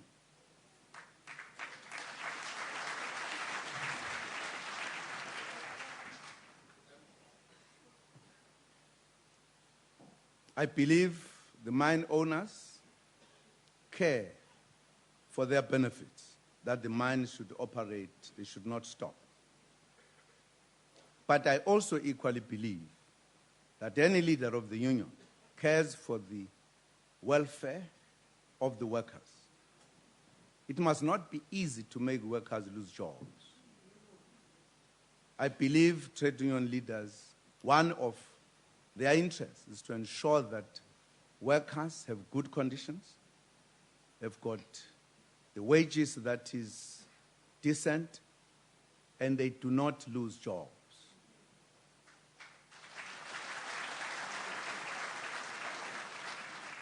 It's very important as we negotiate, try to find solutions to take all of these matters into account.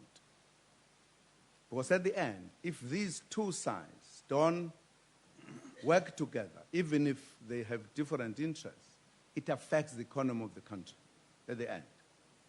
And we need to bear this in mind as we negotiate, as we agree on certain deals that we make as we negotiate. I just thought it's important to underline this. It must not be easy for anyone to say, let us strike, or for somebody to say, I'm now reducing the workforce. All of us should think together.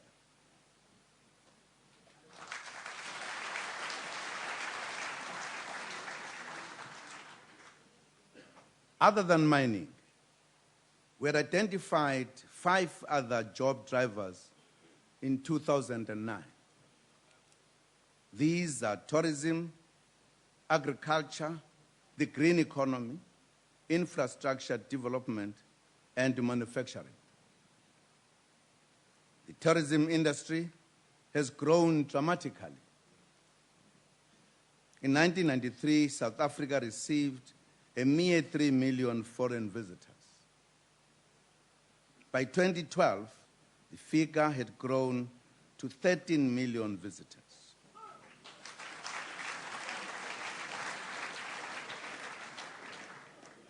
We will continue to grow this industry given its potential for job creation. In 2012, we unveiled the National Infrastructure Plan led by the President through the Presidential Infrastructure Coordinating Commission. We have subsequently invested 1 trillion rand in public infrastructure over the past 5 years.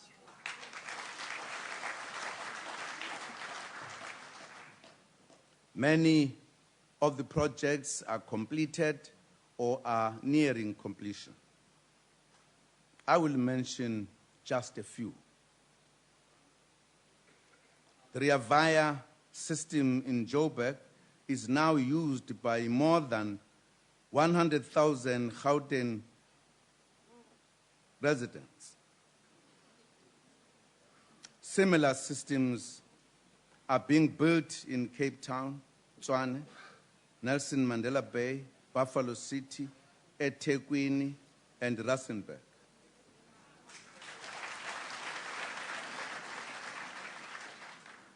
The country's harbors and ports have been improved.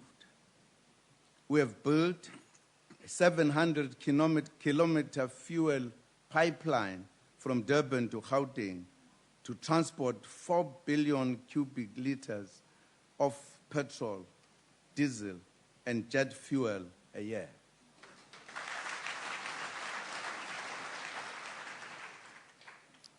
Close to 1,500 kilometers of new roads or lanes have been built.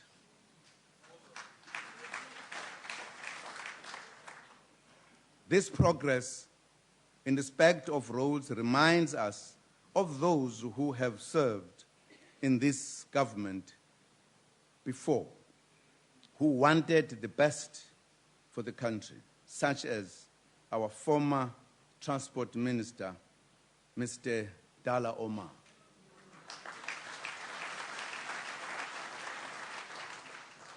His dear wife, Farida, is one of our guests this evening.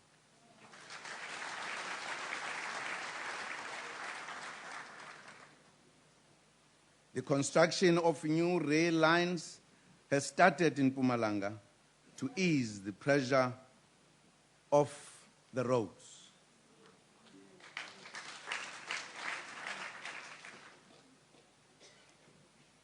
The Gautrain project is now fully functional and carries over 1.2 million passengers a month.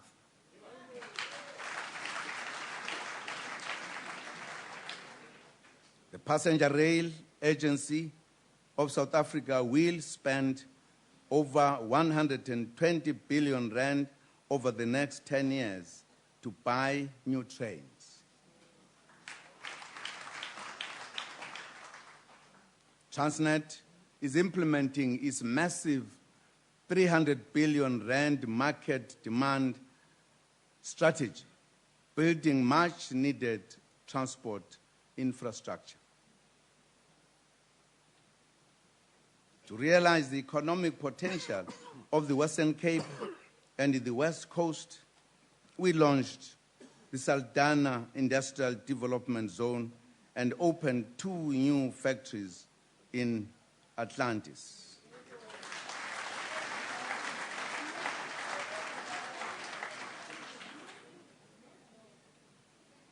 To improve the water supply, 2 large new dams were completed, De Hoop in Limpopo and Spring Grove in KwaZulu-Natal, while phase 2 of the Lesotho Highlands Water Project is to be launched soon.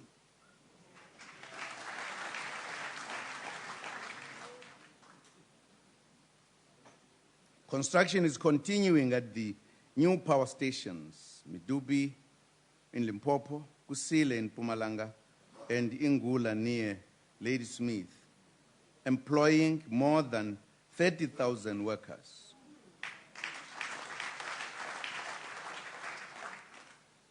We continue to explore other sources of energy in line with the Integrated Resource Plan for Energy. The development of petroleum, especially shale gas, will be a game changer for the Karoo region and the South African economy.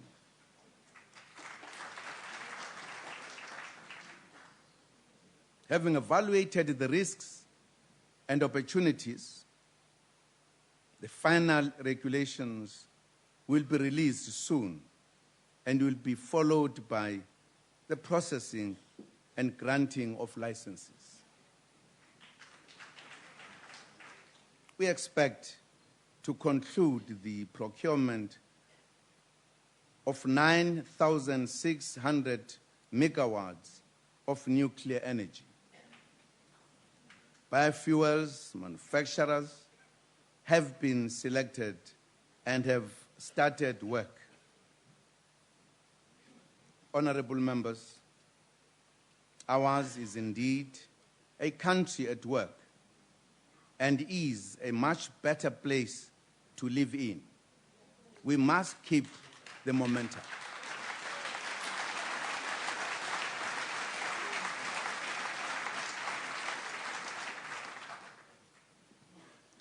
Honorable members, more of our wealth is created through the internet or telecommunications.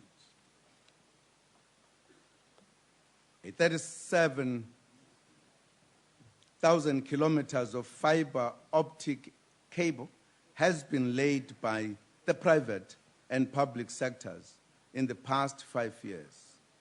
This will be significantly expanded in the years ahead. We are proud of our successes in science and technology. The construction of the first telescope of the 46-dish forerunner to the square kilometer array, the Meerkat, will be completed in the first quarter of 2014.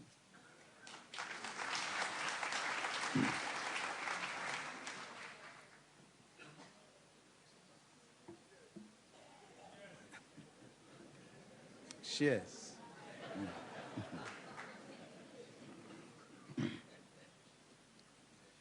Honorable members, our incentives to boost manufacturing have yielded returns.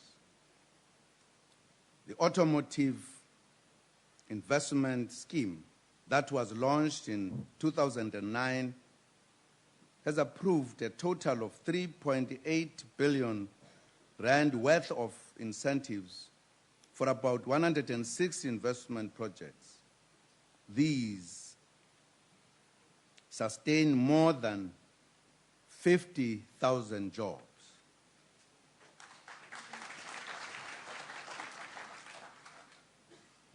The companies will be developing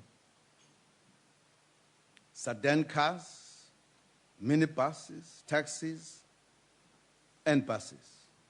We have established the clothing, textile, leather, and footwear sector, which had been shedding jobs. Several industries have been designated for local content. These include buses, canned vegetables, clothing, textiles, leather, and footwear, and other goods.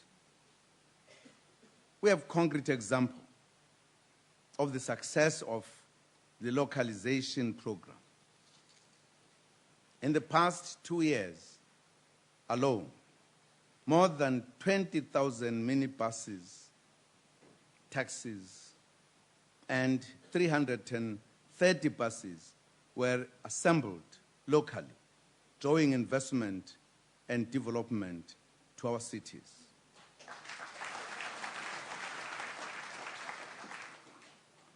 In the next 5 years, the state will procure at least 75% of its goods and services from South African products.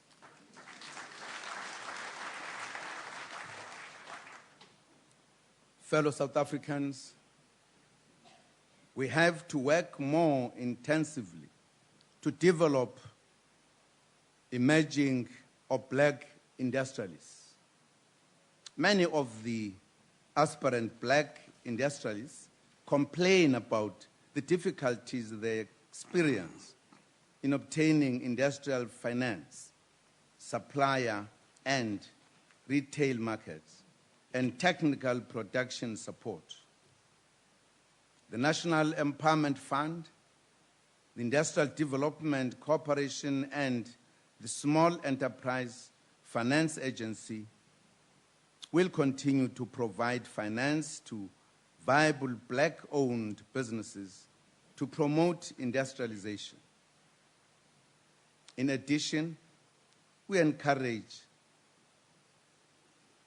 established businesses to support the development of black industrial businesses. Agriculture is a key job driver and a provider of opportunities for entrepreneurship. our agricultural support program, FESATLALA, is producing brand new exporters. The first 88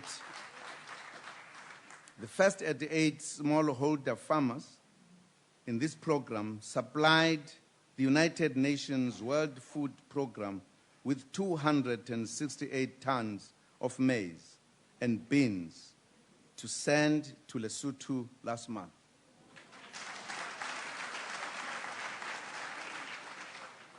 We expect this number to increase. We'll continue to promote our fisheries sector as well, which contributes an estimated 6 billion rand to the economy and provides 27,000 jobs.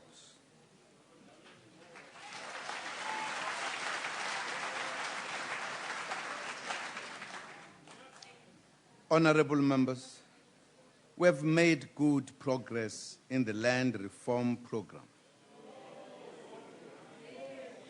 Since 1994, nearly 5,000 farms comprising 4.2 million hectares have been transferred to black people, benefiting over 200,000 families.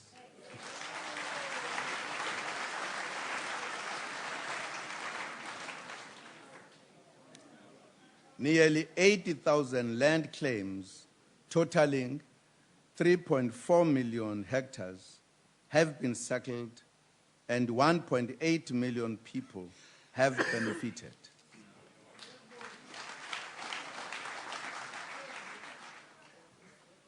The next administration will need to take forward a number of policy, legislative, and practical interventions to further redress the dispossession of our people of their land. These include matters relating to the establishment of the Office of the Valuer General and the reopening of the lodgement of claims.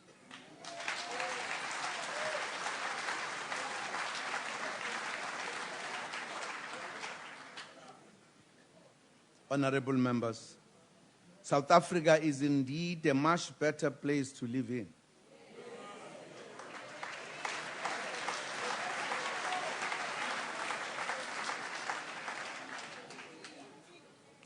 Let me now report on our social transformation program.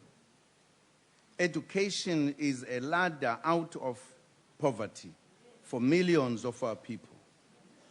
We are happy, therefore, that there is a huge increase in the enrollment of children in school from pre-primary to tertiary level.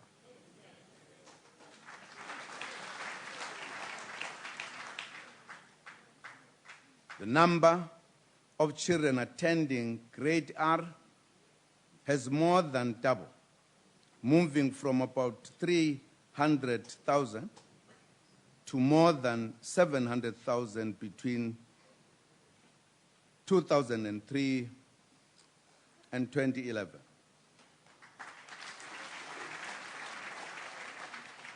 A draft policy framework towards universal access to grade R has been gazetted for public comment with a view to making grade R compulsory.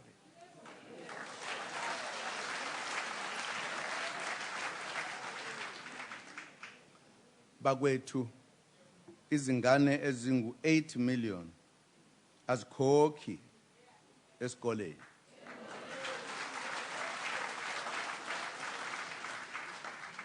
Kanti ezingu-9 million zithola ukudla okunempilo ezikoleni.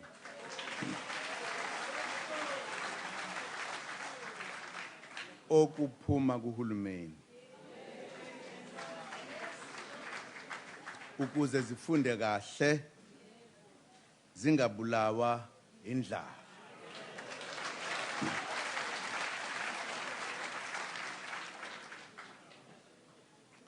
The matric pass rate has gone up from around 61% in 2009 to 78% last year. And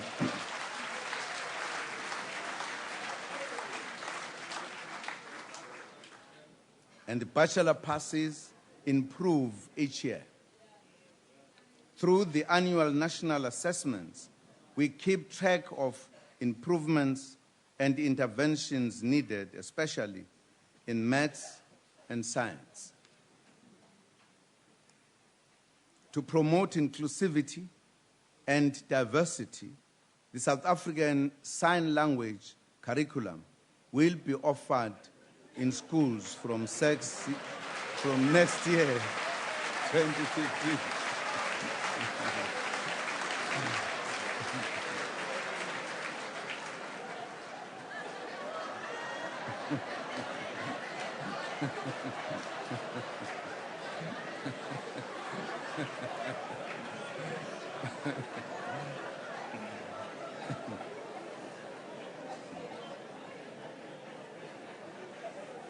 This will be done as from next year.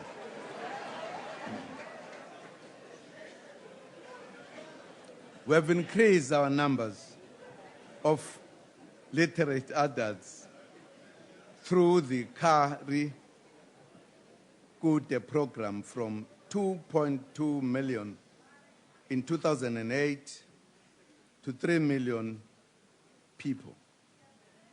We have also been investing in teacher training and are reopening teacher training colleges to meet the demand.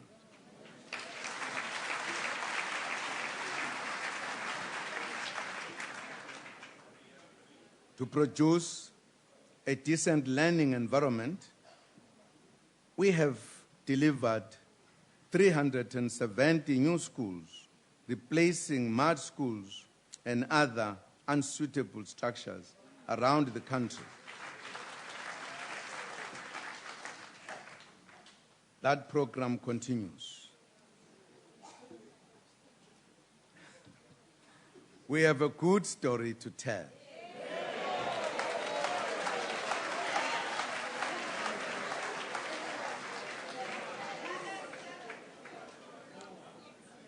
We have a good story to tell in higher education as well.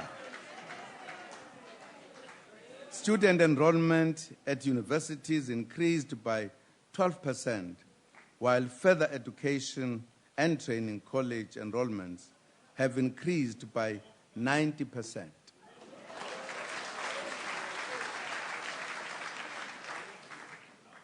We have increased the budgets of the National Student Financial Aid Scheme to 9 billion rand to meet the rising demand.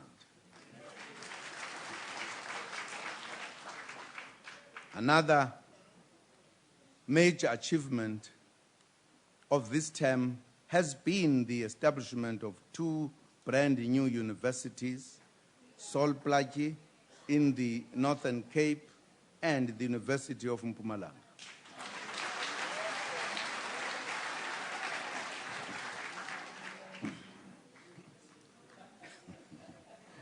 We will also build 12 new FET colleges in Limpopo, Mpumalanga, KwaZulu-Natal, and Eastern Cape.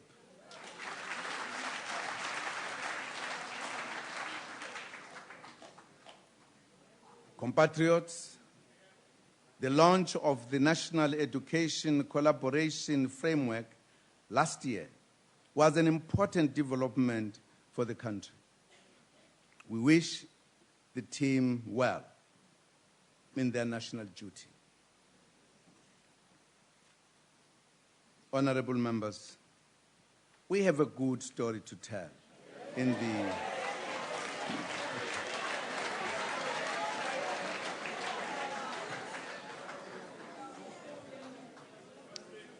the improvement of health care too. Over the past 5 years, 300 new health facilities have been built, including 160 new clinics.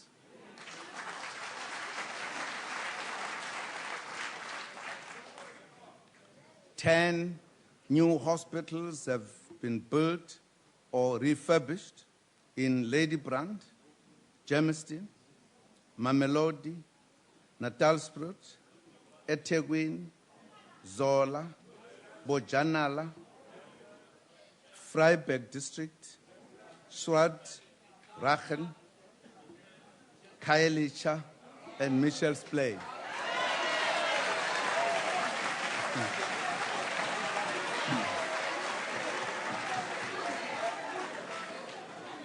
As well as Uppington.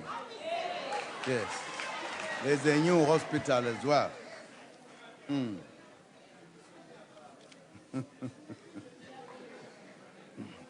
Honorable Speaker, Honorable Chairperson of the NCOP, the HIV and AIDS turnaround is one of the biggest achievements of this administration.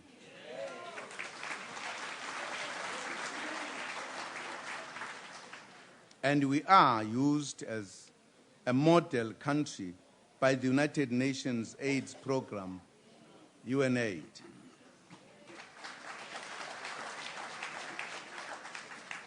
Mother-to-child transmission of HIV has declined sharply, and we have doubled the number of people who are receiving antiretroviral treatment from 1 million to 2.4 million people in 2013.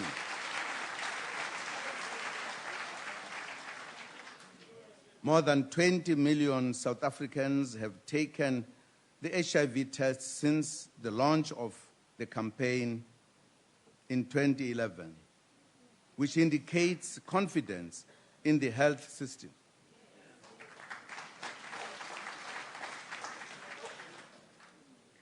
Life expectancy is now firmly on an upward trend. South Africans are now living longer.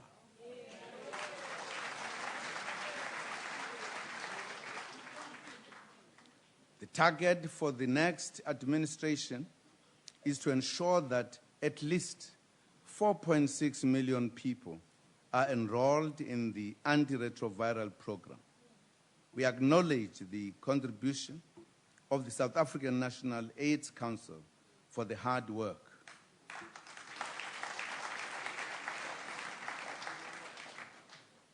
While celebrating our successes, we must not be complacent. The prevention work must still continue so that we can reach that goal of zero HIV infections sooner. At a broader level, we will enter a new phase in the implementation of the National Health Insurance Program, which will extend quality health care to the poor.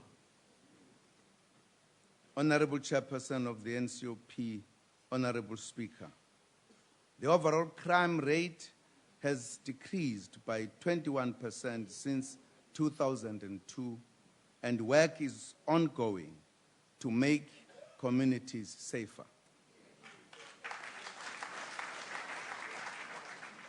One of the key focus areas is to eradicate violence against women and children.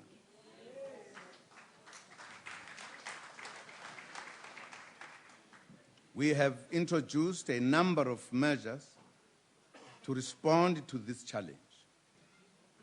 These include the reopening of the Family Violence, Child Protection, and Sexual Offences units,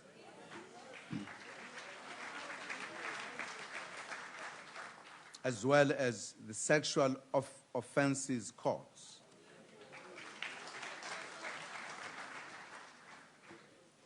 We thank the many NGOs that promote the rights of women and children who contribute positively to this important work.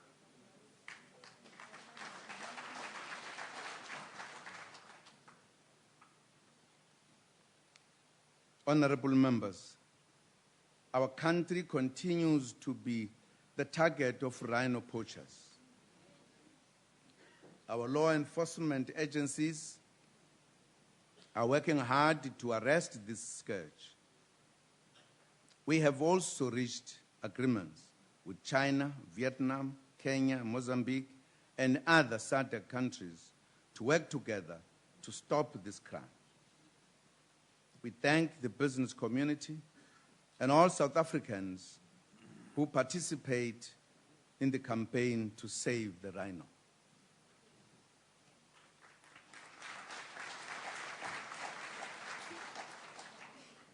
Compatriots, the independence of the judiciary has been further enhanced by the establishment of the Office of the Chief Justice as a separate institution from the Department of Justice and Constitutional Development.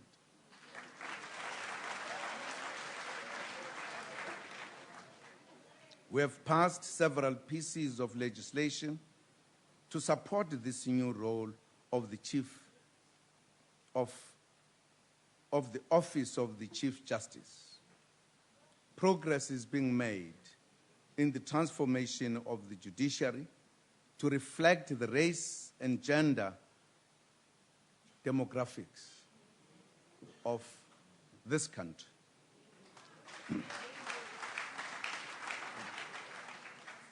The Chief Justice of the Republic continues to champion and lead this transformation.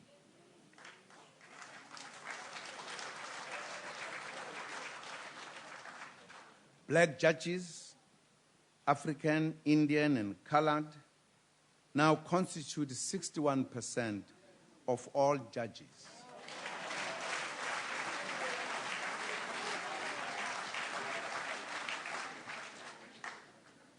However, the acute underrepresentation of women on the bench remains a major concern.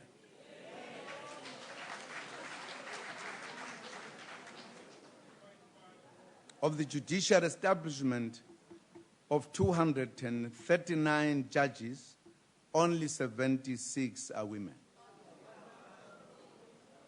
The challenge is to transform the legal profession broadly in order to nourish the pool from which female judges can be appointed. The finalization of the legal practice bill will assist to broaden the pool from which potential judicial officers could be selected. Honorable Speaker, Honorable Chairperson, South Africans are united in wanting a corruption-free society.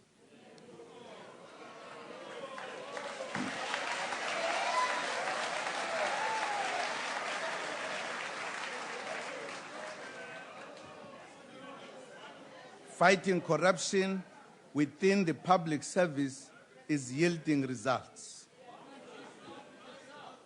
Since the launch of the National Anti-Corruption Hotline by the Public Service Commission, over 13,000 cases of corruption and maladministration have been referred to government departments for further handling and investigation.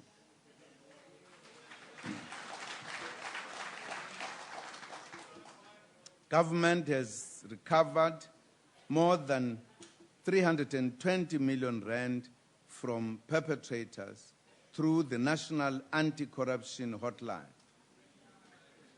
Some of the successes of the National Anti-Corruption Hotline include the following: 1,542 officials were dismissed from the public service.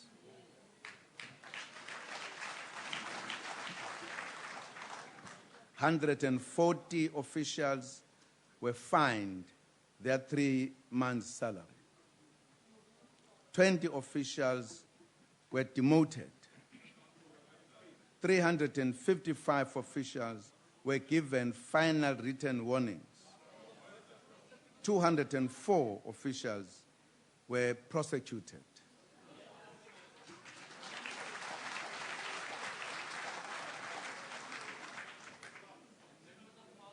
To prevent corruption in the supply chain system, government has decided to establish a central tender board to adjudicate tenders in all spheres of government.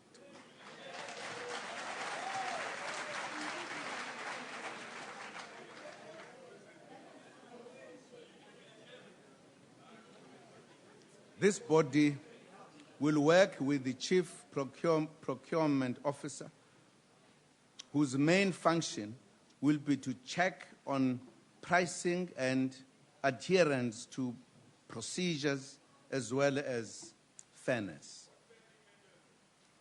The Special Investigating Unit is investigating maladministration or alleged corruption in a number of government departments and state entities through 40 proclamations signed by the President during this administration.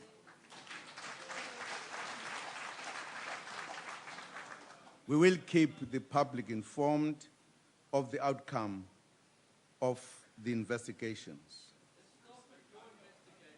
In the first 6 months of last year, the Asset Forfeiture Unit paid a total of 149 million rand into the Criminal Assets Recovery Account and to the victims of crime.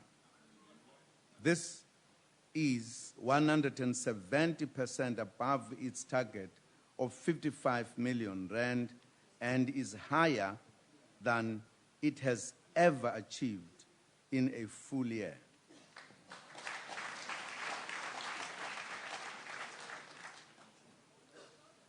Last year,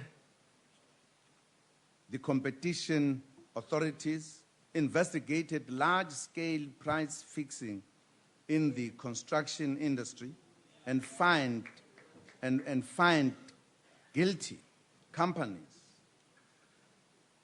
1.8 billion rand.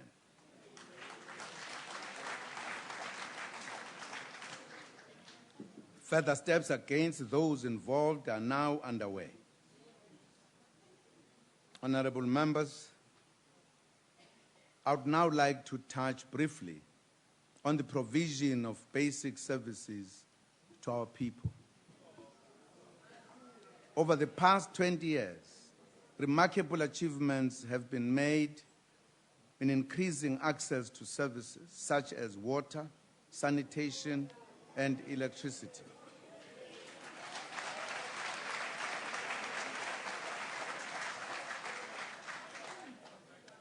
Government has begun an intensive program to eliminate the bucket system as part of restoring the dignity of our people.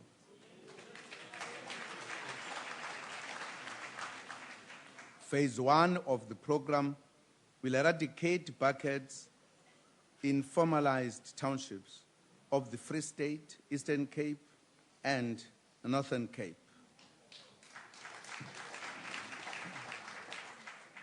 Phase 2 will eradicate buckets in informal settlements in all provinces, in housing about 3 million housing units and more than 855,000 serviced sites were delivered since 1994.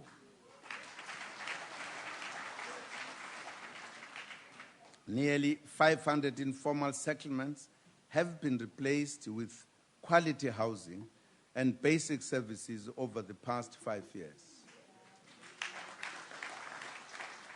The next administration will promote better located mixed income housing projects. Compatriots, some communities still do not have these services, especially in informal settlements and rural areas. We are therefore working with all spheres of government to ensure the provision of these services, especially in the 23 municipalities with the greatest number of bad blocks. in last year's State of the Nation address, I raised my concern with the manifestation of violence in some of the protests taking place in our country. Violent protests have taken place again around the country in the past few weeks. Also worrying is what appears to be premeditated violence, as is the case with the use of petrol bombs and other weapons during protests.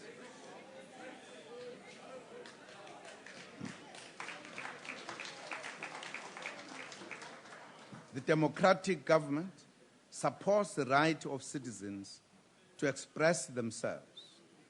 The right to protest peacefully and unarmed is enshrined in the Constitution. However, when protests threaten lives and property and destroy valuable infrastructure intended to serve the community, they undermine the very democracy that upholds the right to protest.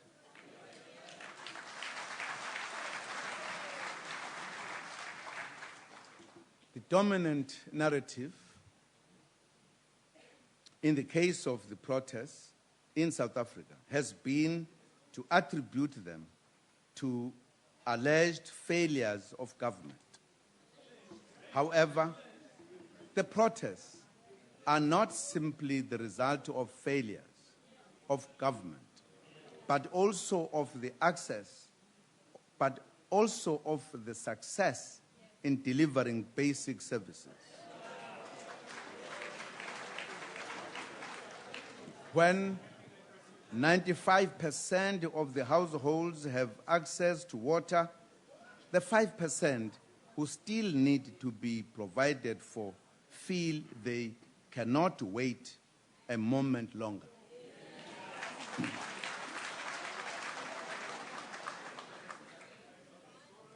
Success is also the breeding ground of rising expectations.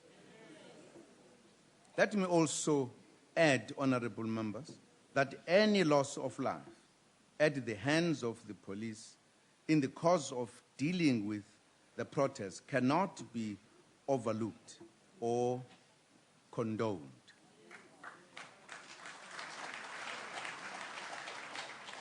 Loss of life is not a small matter. We need to know what happened, why it happened. Any wrongdoing must be dealt with and corrective action must be taken. Police must act within the ambit of the law at all times.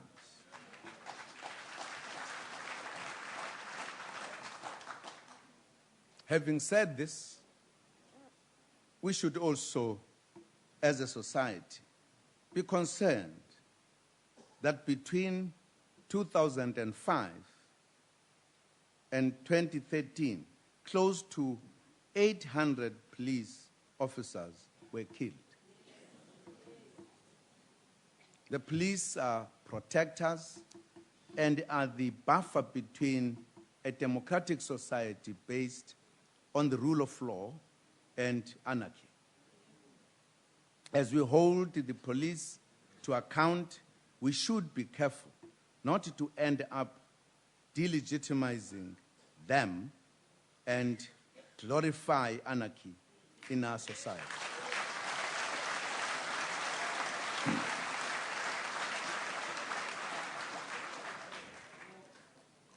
The culture of violence originated from the apartheid past. We need to conduct an introspection in our efforts to get rid of this scourge. As leaders from all walks of life, we must reflect on what we did or did not do to systematically root out the violence that surfaced in protests during the early days of our democracy. we have a collective responsibility to build a society that respects the rule of law, respects one another, and which respects life and property.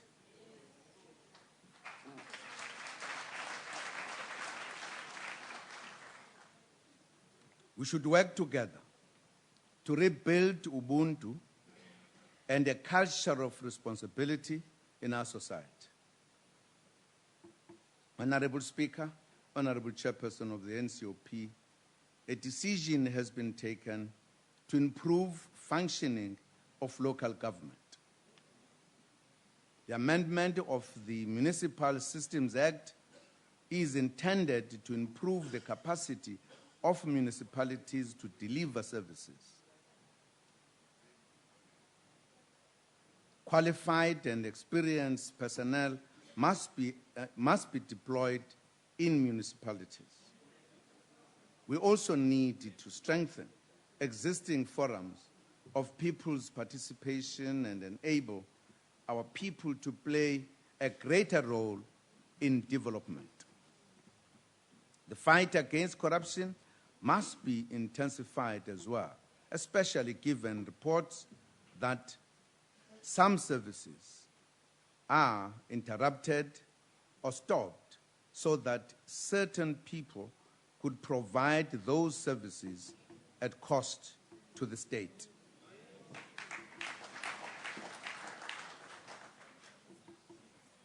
These matters are being prioritized for the next administration.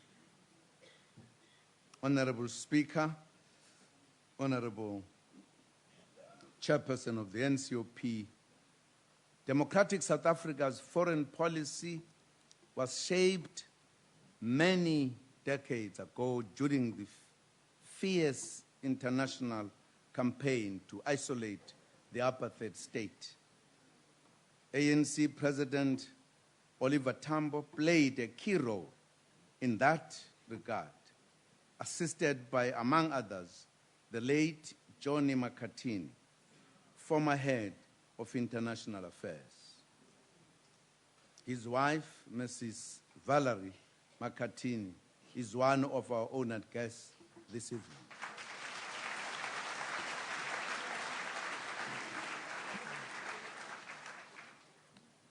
We have worked hard to strengthen support for the African Union, SADC, and all continental bodies whose purpose is to achieve peace and security. We have also prioritized the promotion of regional economic integration, infrastructure development, intra-African trade, and sustainable development in the continent. This year, we also submitted our third country report to the AU African Peer Review Mechanism, which was well received.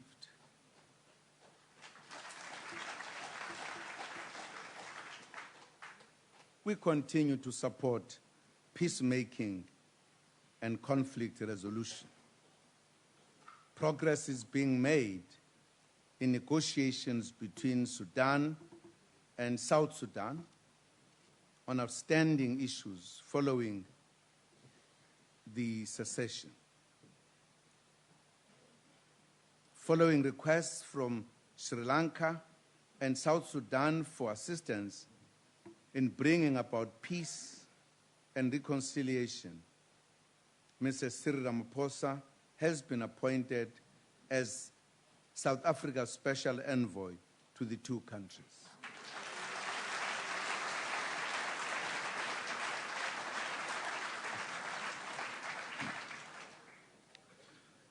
His expertise in conflict resolution and negotiations, as well as our country's experience in this regard, will greatly assist the two countries to resolve their problems. We will continue to strengthen relations with Europe, North America, Latin America, Asia, and countries in the South. Participation in international multilateral forums such as the G20, have been beneficial for the country.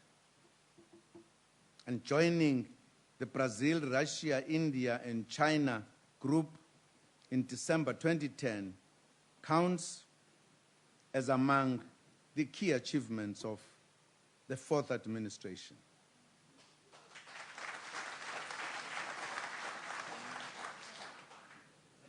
It was also a great honor to host the 5th BRICS Summit on the 27th March 2013 in Durban, which saw the participation of African leaders to discuss developmental cooperation with BRICS.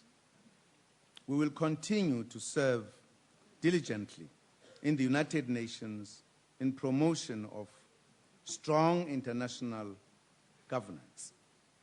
We'll also continue promoting the reform of the UN Security Council and global financial institutions.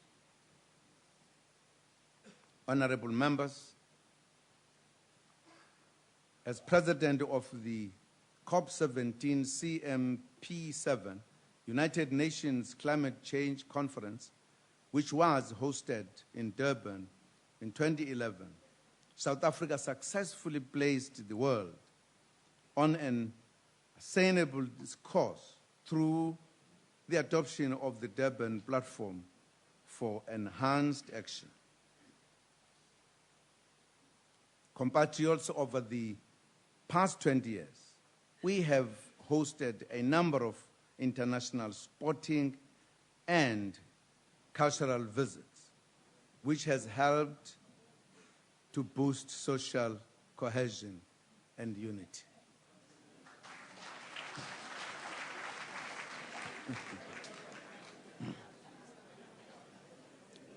In the past 5 years, South Africa hosted the highly successful 2010 FIFA Soccer World Cup and other key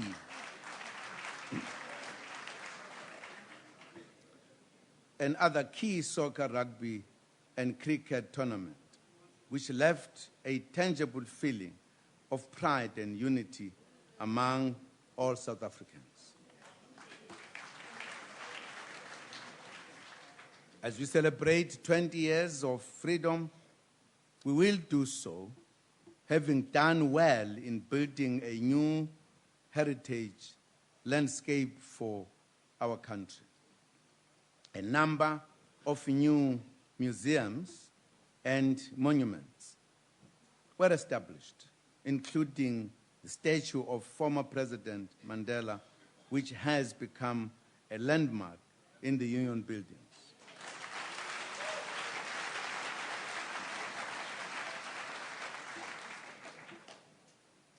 More than 2,000 geographical names have been changed in order to correct the ill naming of places, as well as to give communities the right to determine the names of their areas.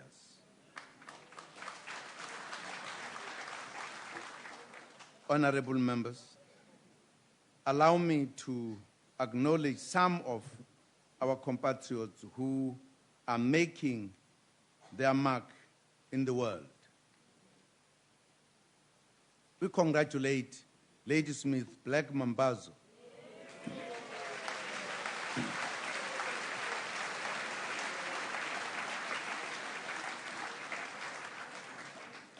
on winning their 4th Grammy Award last month.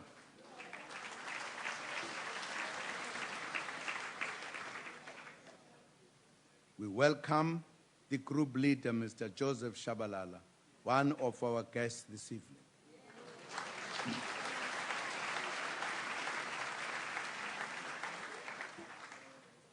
We also acknowledge Ms. Yvonne Chaka, who is one of our guests this evening as well.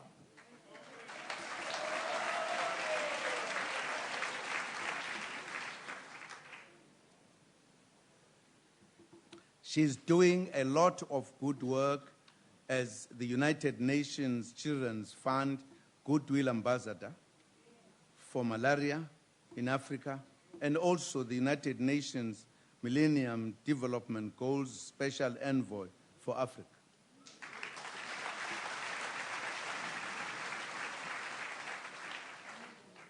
Ms. Chagachaga was also honored with the Crystal Award by the World Economic Forum in Davos for her humanitarian work.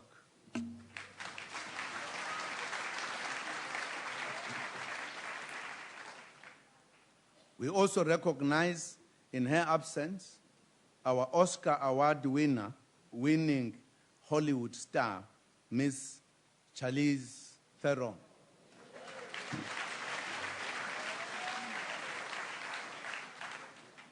Ms. Theron is also the UN messenger for peace. She also champions the fight against AIDS, especially among the youth and young women.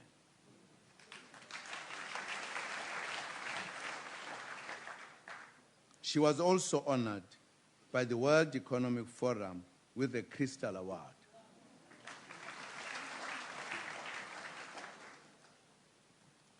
Compatriots, you would have noticed that in this SONA, we have given a report of the past 5 years in particular, and over the past 20 years in general.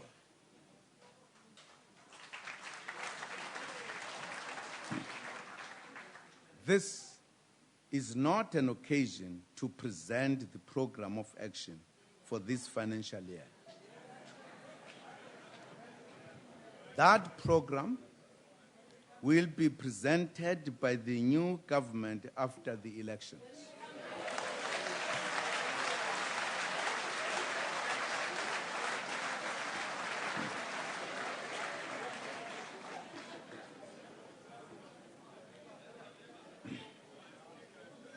To prepare for that first State of the Nation addressed by the incoming administration later in the year, we have, over the past year, been working on a medium-term strategic framework. The framework has been designed as the first 5-year building block of the National Development Plan from 2014 to 2019. It also incorporates key targets of the Industrial Policy Action Plan, the New Growth Path, and Infrastructure Plan.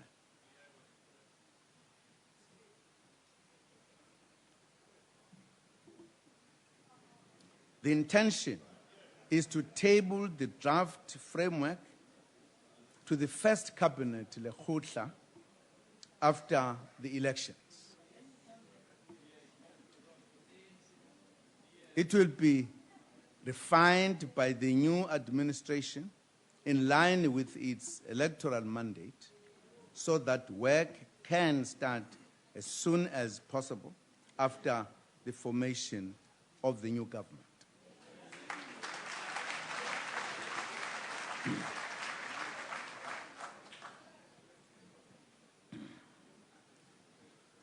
You can guess, I don't know. Who will be there?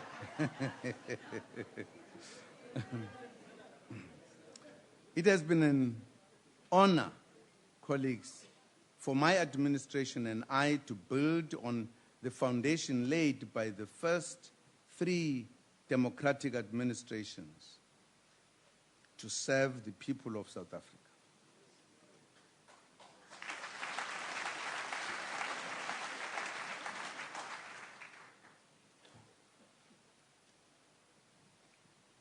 As a country, we have scored many successes. South Africa is a much better place to live in now than it was before 1994.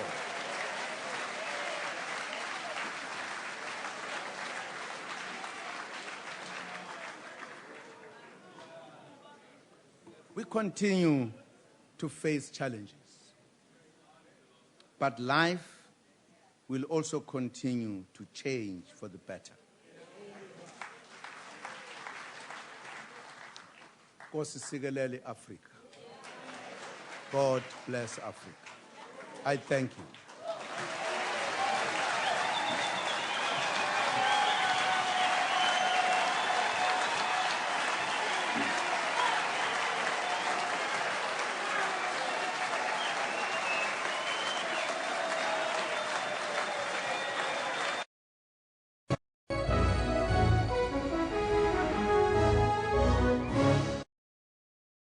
Boys, let's have the biggest bra in the world. Yeah. Biggest bra. It's gonna be amazing. Say the biggest bra in the world. We're not joking. Order, order. I thank the Honorable the President.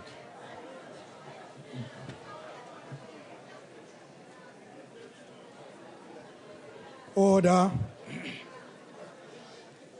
Order, honorable members. After I have adjourned the joint sitting, members and guests should please remain at their places until the procession has left the chamber. The procession led by the Sergeant at Arms and the usher will leave the chamber in the following order: the Speaker of the National Assembly, the Chairperson of the National Council of Provinces, the President, Deputy Speaker of the National Assembly, Deputy Chairperson of the National Council of Provinces, Deputy President, Secretary to Parliament. That concludes the business of the day, and the joint sitting is adjourned.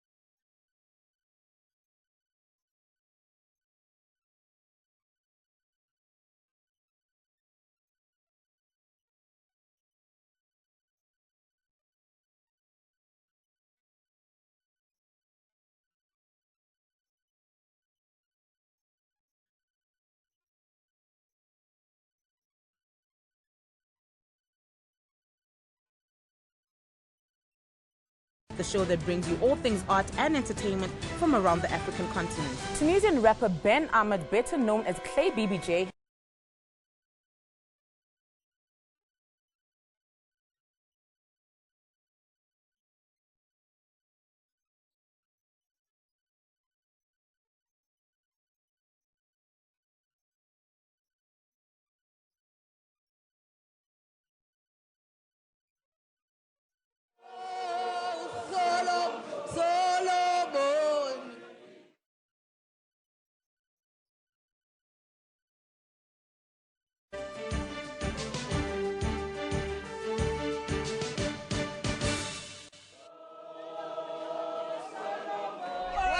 Well, there you have it. President Jacob Zuma just delivered his 2014 State of the Nation address to millions of South Africans who are watching across our television stations, our radio stations, and online. He's coming outside now where he's going to have a little photo opportunity with the presiding officers of both houses. And of course, as soon as that is done, we will be bringing you all the political, business, labor reactions from across the ideological divide. So all of that and more coming up in the next few minutes.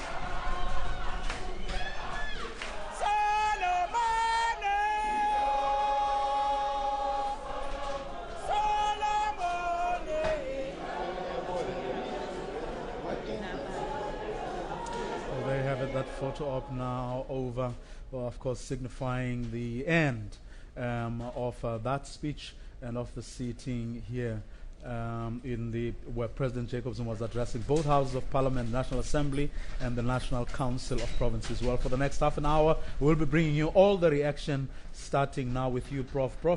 Overall, your sense? Well, I think the President sought out to answer one question. Is South Africa a better place than it was in 1994? And he was able to take us through the last 20 years, giving us statistics, and also he sought to answer what he did in the last 5 years and the innovation that he had actually created. He talked about the NDP, which is also one of those things that we talked about as a new innovation within the ANC ruling party to say, let us plan beyond 5 years. The second thing that he raised was the issue of the monitoring and evaluation, which is very important, which also should help government to anticipate and to be able to measure its own progress, not to wait for 5 years or the whole year. Especially given that it always gets the damning report from the Auditor General. But when you have something like monitoring, you begin to deal with those issues. He talked about the issues that are very pertinent. At the moment, everybody talks about corruption. He indicated the steps that his government is going to be taking to deal with corruption, the whole notion of the anti-corruption hotline, the issue of prohibition of public servants from doing business with government, the issue of what the Special Investigating Unit is doing. So he was able to pick up that. But he also was able to look at the successes that we are beginning to record in education, also indicating that right now we also have facilities that enable even the adult learners to get in, that about 2.2 million have actually gone through that. And he was also bringing numbers, looking at the infrastructure development, especially given the economy, that the government is investing in what you call economic infrastructure by dealing with issues of rail, dealing with the issues of the dams, etc., to say this is our contribution. But also to say, at the moment, we're also aware that we're dealing with issues of strikes and protests. He was quite firm on that. And what I like about it is that it is an era of responsibility, to say we must also be responsible in as much as we can allow protests to occur. The violent protests, especially those where violence is premeditated, there is a need for government to take a firm position on those. Thank you very much, Prof. And we are going to get into some detail of some of the areas that the President went through and actually mentioned. For now, though, we're going to go to our reporters who are on either side of the stoop, the parliamentary stoop outside the National Assembly. I'm going to start with Lucanio Kalata, who is standing by with the leader of the official opposition, the Democratic Alliance, Madame Helen Zille. Lucanio, it's over to you. Vuyo, thank you very much. As you rightly point out, I am here with Helen Zille, the leader of the Democratic Alliance. Ma'am, 6 million seems to be the magic number. The President saying 6 million work opportunities between now and 2019. The Democratic Alliance went on the march 2 days ago. 6 million real jobs. What's the difference? The difference is vast. Real jobs come out of economic growth of 8%, which can be achieved with our policies. Work opportunities are temporary replacements. They're called EPWP jobs. And while those are very important to alleviate extreme poverty, they are no substitute for real jobs that happen because of economic growth. The President tonight said that about 500,000 jobs have been created. Well, he promised 5 million jobs. And so only 1 out of 10 of those jobs materialized. And that is why we need economic growth, to ensure that we get real jobs, and many of them. All right. Ma'am, the other thing that the President mentioned was that the government was streamlining regulations to make making business in South Africa easier. Clearly, that must be something that the Democratic Alliance is at least satisfied with. Well, we'd like to see what they are, because for a long time that has been said, but nothing has happened. And if anything, the regulations have gotten worse. So while we certainly welcome that in principle, we'd like to see what it means in practice. All right. Ma'am, thank you very much for joining us. May I just say a few more things? Very briefly, please. Very briefly. I think that on corruption, the President needs to put his money where his mouth is. He's got no credibility to talk about corruption when he refuses to go to court to answer his own charges. And furthermore, South Africa is a much better place to be in now than it was under apartheid. There's no doubt about that. but the progress has not been made under President Zuma, but under Presidents Mandela and Mbeki. All right, ma'am, thank you very much. That was Helen Zille, the leader of the Democratic Alliance. Let's now cross you over to the other side to my colleague Bulelani Philip. Thank you, Lucanyo. We are outside in the parliamentary precinct. Still more reaction. You'll recall that in his speech, President Zuma declared that South Africa is much better off now compared to 1994. But the Freedom Front Plus argues that he focused too much on the past and said nothing about the future. Joining me now is the leader of the Freedom Front Plus, Mr. Peter Mulder. Why do you say that he focused too little on the future? Well, I think as we predicted, it was a brag speech, maybe focusing on the election, and I would have liked to hear more about the crisis in the country. If it's such a good story, why are all the municipalities burning? And I think in that sense, it was much more of the same. If I try to be positive, surely I'm positive, and I agree with him when he talks about the mining situation. More responsibility from the unions, from the bosses. They're destroying our economy, and surely we'll support him in that. And also on corruption. The whole question of a central tender board, I think that's positive. But I would have liked to hear more about the future, how we're really going to address these problems and not only brag about the future. I think it's only for the election. All right, thank you so much, Mr. Peter Mulder, leader of the Freedom Front Plus. For more reaction, I will cross over to my colleague, Lucanyo Kalata, on the other side. Bulelani, thank you very much. I'm now joined by Reverend Kenneth Mishwe, the leader of the ACDP. Reverend, thank you very much for joining us. It was a speech that was more reflective than forward-looking. Would you agree? I definitely agree. It was a very cleverly written speech, in the sense that he started by talking about the people who suffered in the struggle, people who died, to get the sympathy of the public that is very unhappy with him now. As you look at the violent service protests, that's an indication that the public in the country is not happy with what is happening. Now, he also mentioned a lot of good things that government has done, but that does not correspond with what's happening on the ground, because many people are angry, many people are saying they are not going to vote. If people were happy and were in agreement with what the president said, people were going to look forward to voting, but a lot of people we are trying to convince to go and vote for an alternative party because they are not happy with the performance of government. All right, sir, thank you very much. Reverend Kenneth Mishwe, they're talking about how the elections are likely to be a litmus test for the ANC come the election time later this year. Let me now cross you back to my colleague Bulelani Philip, who's standing by. Thank you so much, Lucanyo. More reactions on the parliamentary precinct. Joining me now is the leader of the UDM, Mr. Bantu Olomisa, to talk to us more about what he thought about the president's State of the Nation address. Mr. Olomisa, you came here hoping that the president can pronounce more on job creation and as well as basic service delivery. What's your thoughts on what he's done? Well, there's nothing new which he had said. What we have noticed is that he has been rehashing all the annual reports which we have read so far. And he has no plan to create jobs, really, because he is talking now about creating jobs up until 2019, 6 million jobs. It's the old story. We've heard that noise before. But what we need to look at in this State of the Nation is that he has painted a rosy picture inside here, contrary to what we are seeing outside, where the country is on fire in every corner of this country. So one needs to make sure that this statement where he is misleading the public needs to be attended to as soon as possible. All right, thank you so much, Mr. Bantu Olomisa, leader of the UDM. And for more reaction, we cross back to Lucanyo Kalata on the other side. Bulelani, thank you very much. I am standing here with Mr. Gwede Mantashe, Secretary General of the African National Congress. Sir, the President touched on a lot of things today, primarily the economy, growing the economy and creating 6 million new jobs between 2014 and 2019. As the ANC, how is that going to be achieved? Now, the first thing that is important about this State of the Nation address is that it was an account to the nation for the work done over the last 5 years. And the President went through all the 5 priority areas that we set ourselves at the beginning of the term.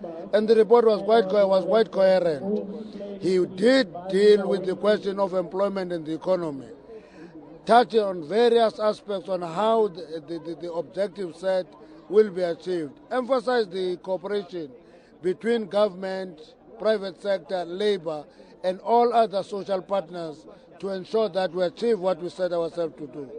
And the 6 million job opportunity, he emphasized that it is the jobs that are building on 3.5 million jobs which were provided by public works and community development work over the past 5 years, which give young people access to work and actually give them opportunity to be trained.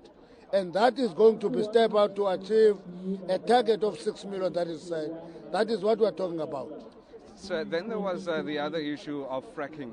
Basically, the president announcing that will be starting soon in the Karoo, that legislation will be prepared to pave the way for that. As the ANC, obviously you see this as a game changer, the president called it. It's a game changer in the sense that access to gas and oil for South Africa would be a game change. It is among the 4 catalytic sectors that we have targeted: energy, transport infrastructure, ICT, and water infrastructure. And therefore, fracking is but one aspect.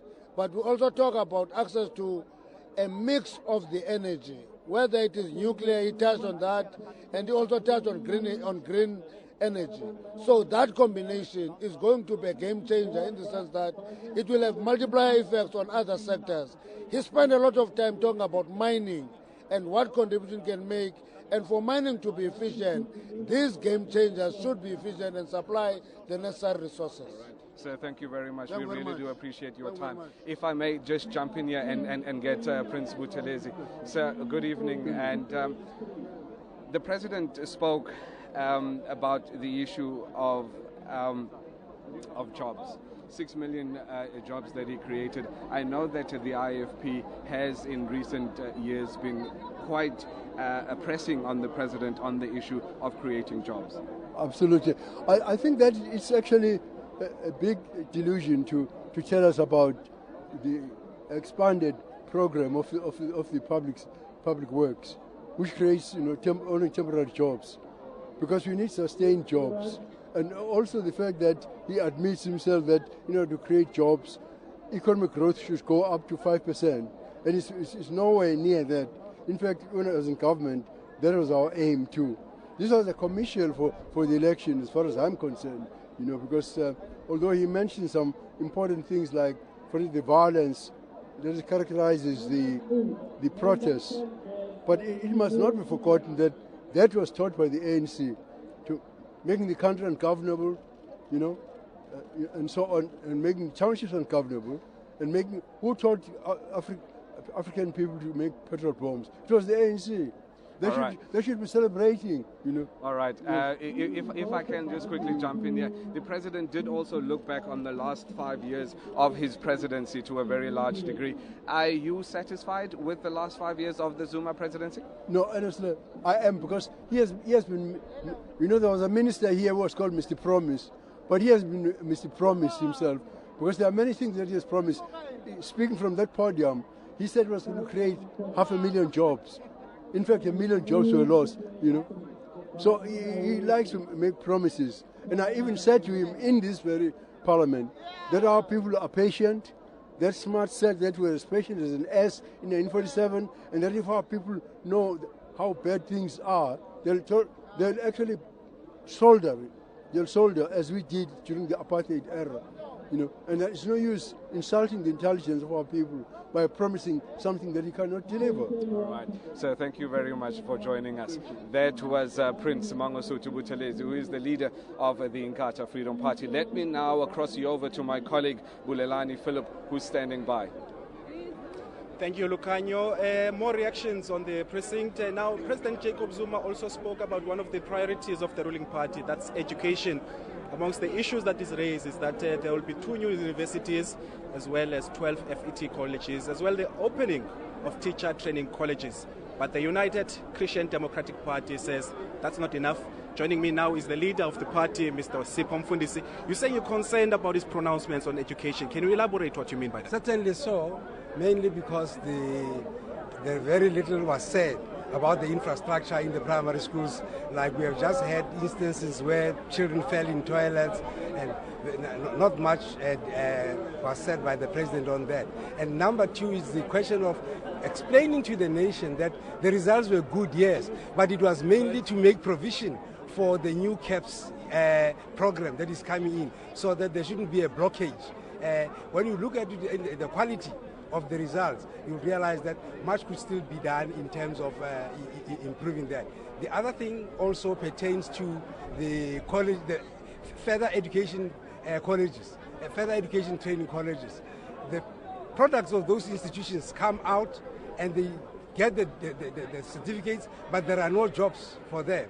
So really much still has to be done. We welcome, of course, the new universities, and we look forward to them also alleviating the problem, congestion in the other universities, while in the same breath also making, the government has to make sure that as these children pass, they must find accommodation. We have a situation where immediate plans have had to be made at tertiary institutions where there was no room for them. Sometimes even ordinary funds, they pass, but there are no bursaries for them. We hope in future government will do much better on that one. Thank you so much, Mr. Sipho Mfundisi, UCDP leader here in Parliament. For more reaction on my right, we're going to bring Monitoring and Evaluations Minister, Mr. Collins Shabane. Mr. Shabane, the President spoke about a central tender system. You're probably going to be one of the people who will be monitoring the work of that particular structure. Can you give us a sense, going forward, how this structure will operate? Obviously, faced with the challenges which we have of the procurement and the alleged corruptions which is taking place in the various levels of government, a decision to centralize the tender system is to try to stem up that process. It's something which we're still working on, and hopefully in the course of the new administration will then put in place mechanisms to make sure that that happens. And some of the targets that have been set here by the President, are you going to be playing a proactive part to ensure that they are met? Obviously, we're going through elections. I might not be there in the next government, so I don't want to assume. There will be a new administration after elections. Whether I will be a minister then or I won't be a minister, it doesn't matter. But those who will be there will have to follow those targets, incorporate the targets from the manifesto of the party which is going to win the elections, to make sure that the work of the NDP goes forward. Thank you so much, Mr. Collins Shabane, Minister in the President's in charge for monitoring and evaluation. For more reaction on the other side of the precinct, it's back to Lukanyo Talata. Mr. Roy Bula from the Minority Front. Sir, you serve on the Human Settlements Committee. The President spoke quite a lot about human settlements and housing. Are you satisfied? Absolutely. Firstly, let me say, Madiba is not here with us today, but he's here spiritually, morally, and ethically. And President Zuma is a product of Madiba. We welcome President Zuma's commitment. We welcome President Zuma's plan in delivering homes. We welcome President Zuma's plans in dealing with the issue of poverty. Throughout the country, we have many small groups, minority communities that have their problems, religious factors, tender issues, BEE. And we're glad that President Zuma has ignited Madiba's legacy together with creating this rainbow nation strong and vibrant. But what is important for the MF, we call for a social cohesion. There must be a social cohesion. We must, and it's absolutely imperative to build a strong South African nation based on patriotism. And indeed, President Zuma has all his hands on the pulse to push the right buttons to deliver all our people from the shackles of poverty into the light of democracy and development. All right, that's it from Mr. Roy Bula, who's saying that they obviously support a lot of the things that President Jacob Zuma was speaking about in his speech. Let me now cross you over to my colleague Bulelani Philip, who is standing by. Bulelani. Thank you, Lukanyo. More reactions on the parliamentary precinct. Joining me now is the leader of AZAPO here in Parliament, Mr. Jake Dikobo. Basically, the President talked a lot about land reform as well as rural development. Your take on that? Well, the President was marking his own script and he was generous with the marks. Look, the issue of land reform. Firstly, let us as AZAPO welcome the reopening of the enlodgement of the claims, because many people who were entitled to claim their land back were locked out. So we welcome that. But let's also agree that the process that has been used has been very flawed. We have always spoken against this so-called willing buyer, willing seller, that it was not working. As they reopen the enlodgement opportunity, we also need to look at other ways, including expropriation, where things don't go our way. Because I don't think our people can wait for another 20 years. Our people have been landless for too long, and the sooner the issue of land is addressed, the better. Thank you so much, Mr. Jacob Zuma, leader of AZAPO here in Parliament. And from us here on the parliamentary precinct, Lukanyo Kalata and Bulelani Philip, it's a very good bye, and it's back to Vuyo in the studio. Well, special thanks to our team, Bulelani Philip and Lukanyo Kalata, for bringing us those political reactions from political parties across the ideological divide. Well, let's wrap, Prof, and maybe go back to say, is the fact that not much was new necessarily a bad thing? Well, I don't think it's a bad thing. It's important to ask the question, what was he trying to answer? And he was very clear that I'm trying to answer the question that says South Africa is not better. And I think there's a concession even from the DA that South Africa is a better place today than it was. But the other political parties are also correct to say that sense of better is not felt on the ground. The fact that you have a nationwide protest on a daily basis seems that suggests that something between what the ruling party says it has achieved and how it's experienced, there's a gap, and they need to address that. But we cannot query around certain things, like there is now about 85% electricity that is provided to South Africans, that there's a provision of water, that there's schools that are being built on almost every week, that there are new universities. So these are positive things. But at the same time, we should actually be saying, our people are saying, yes, the quality of those things is what we are worried about. There's an issue of corruption, and I think the ruling party has acknowledged that. But maybe the acknowledgement has come too late.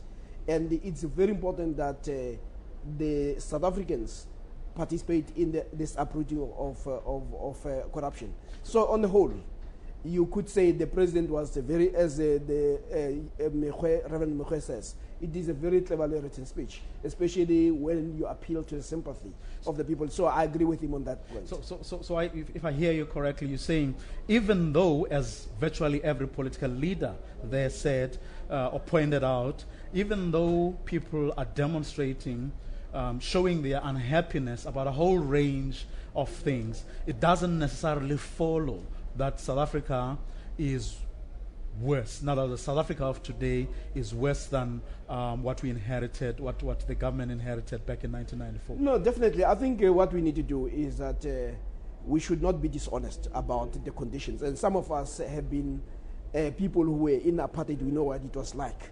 We know the facilities, the privileges that we enjoy today.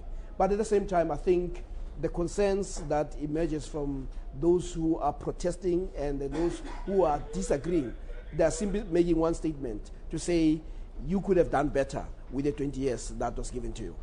And South Africans do expect the people they voted for to actually do better. On the last point, Prof,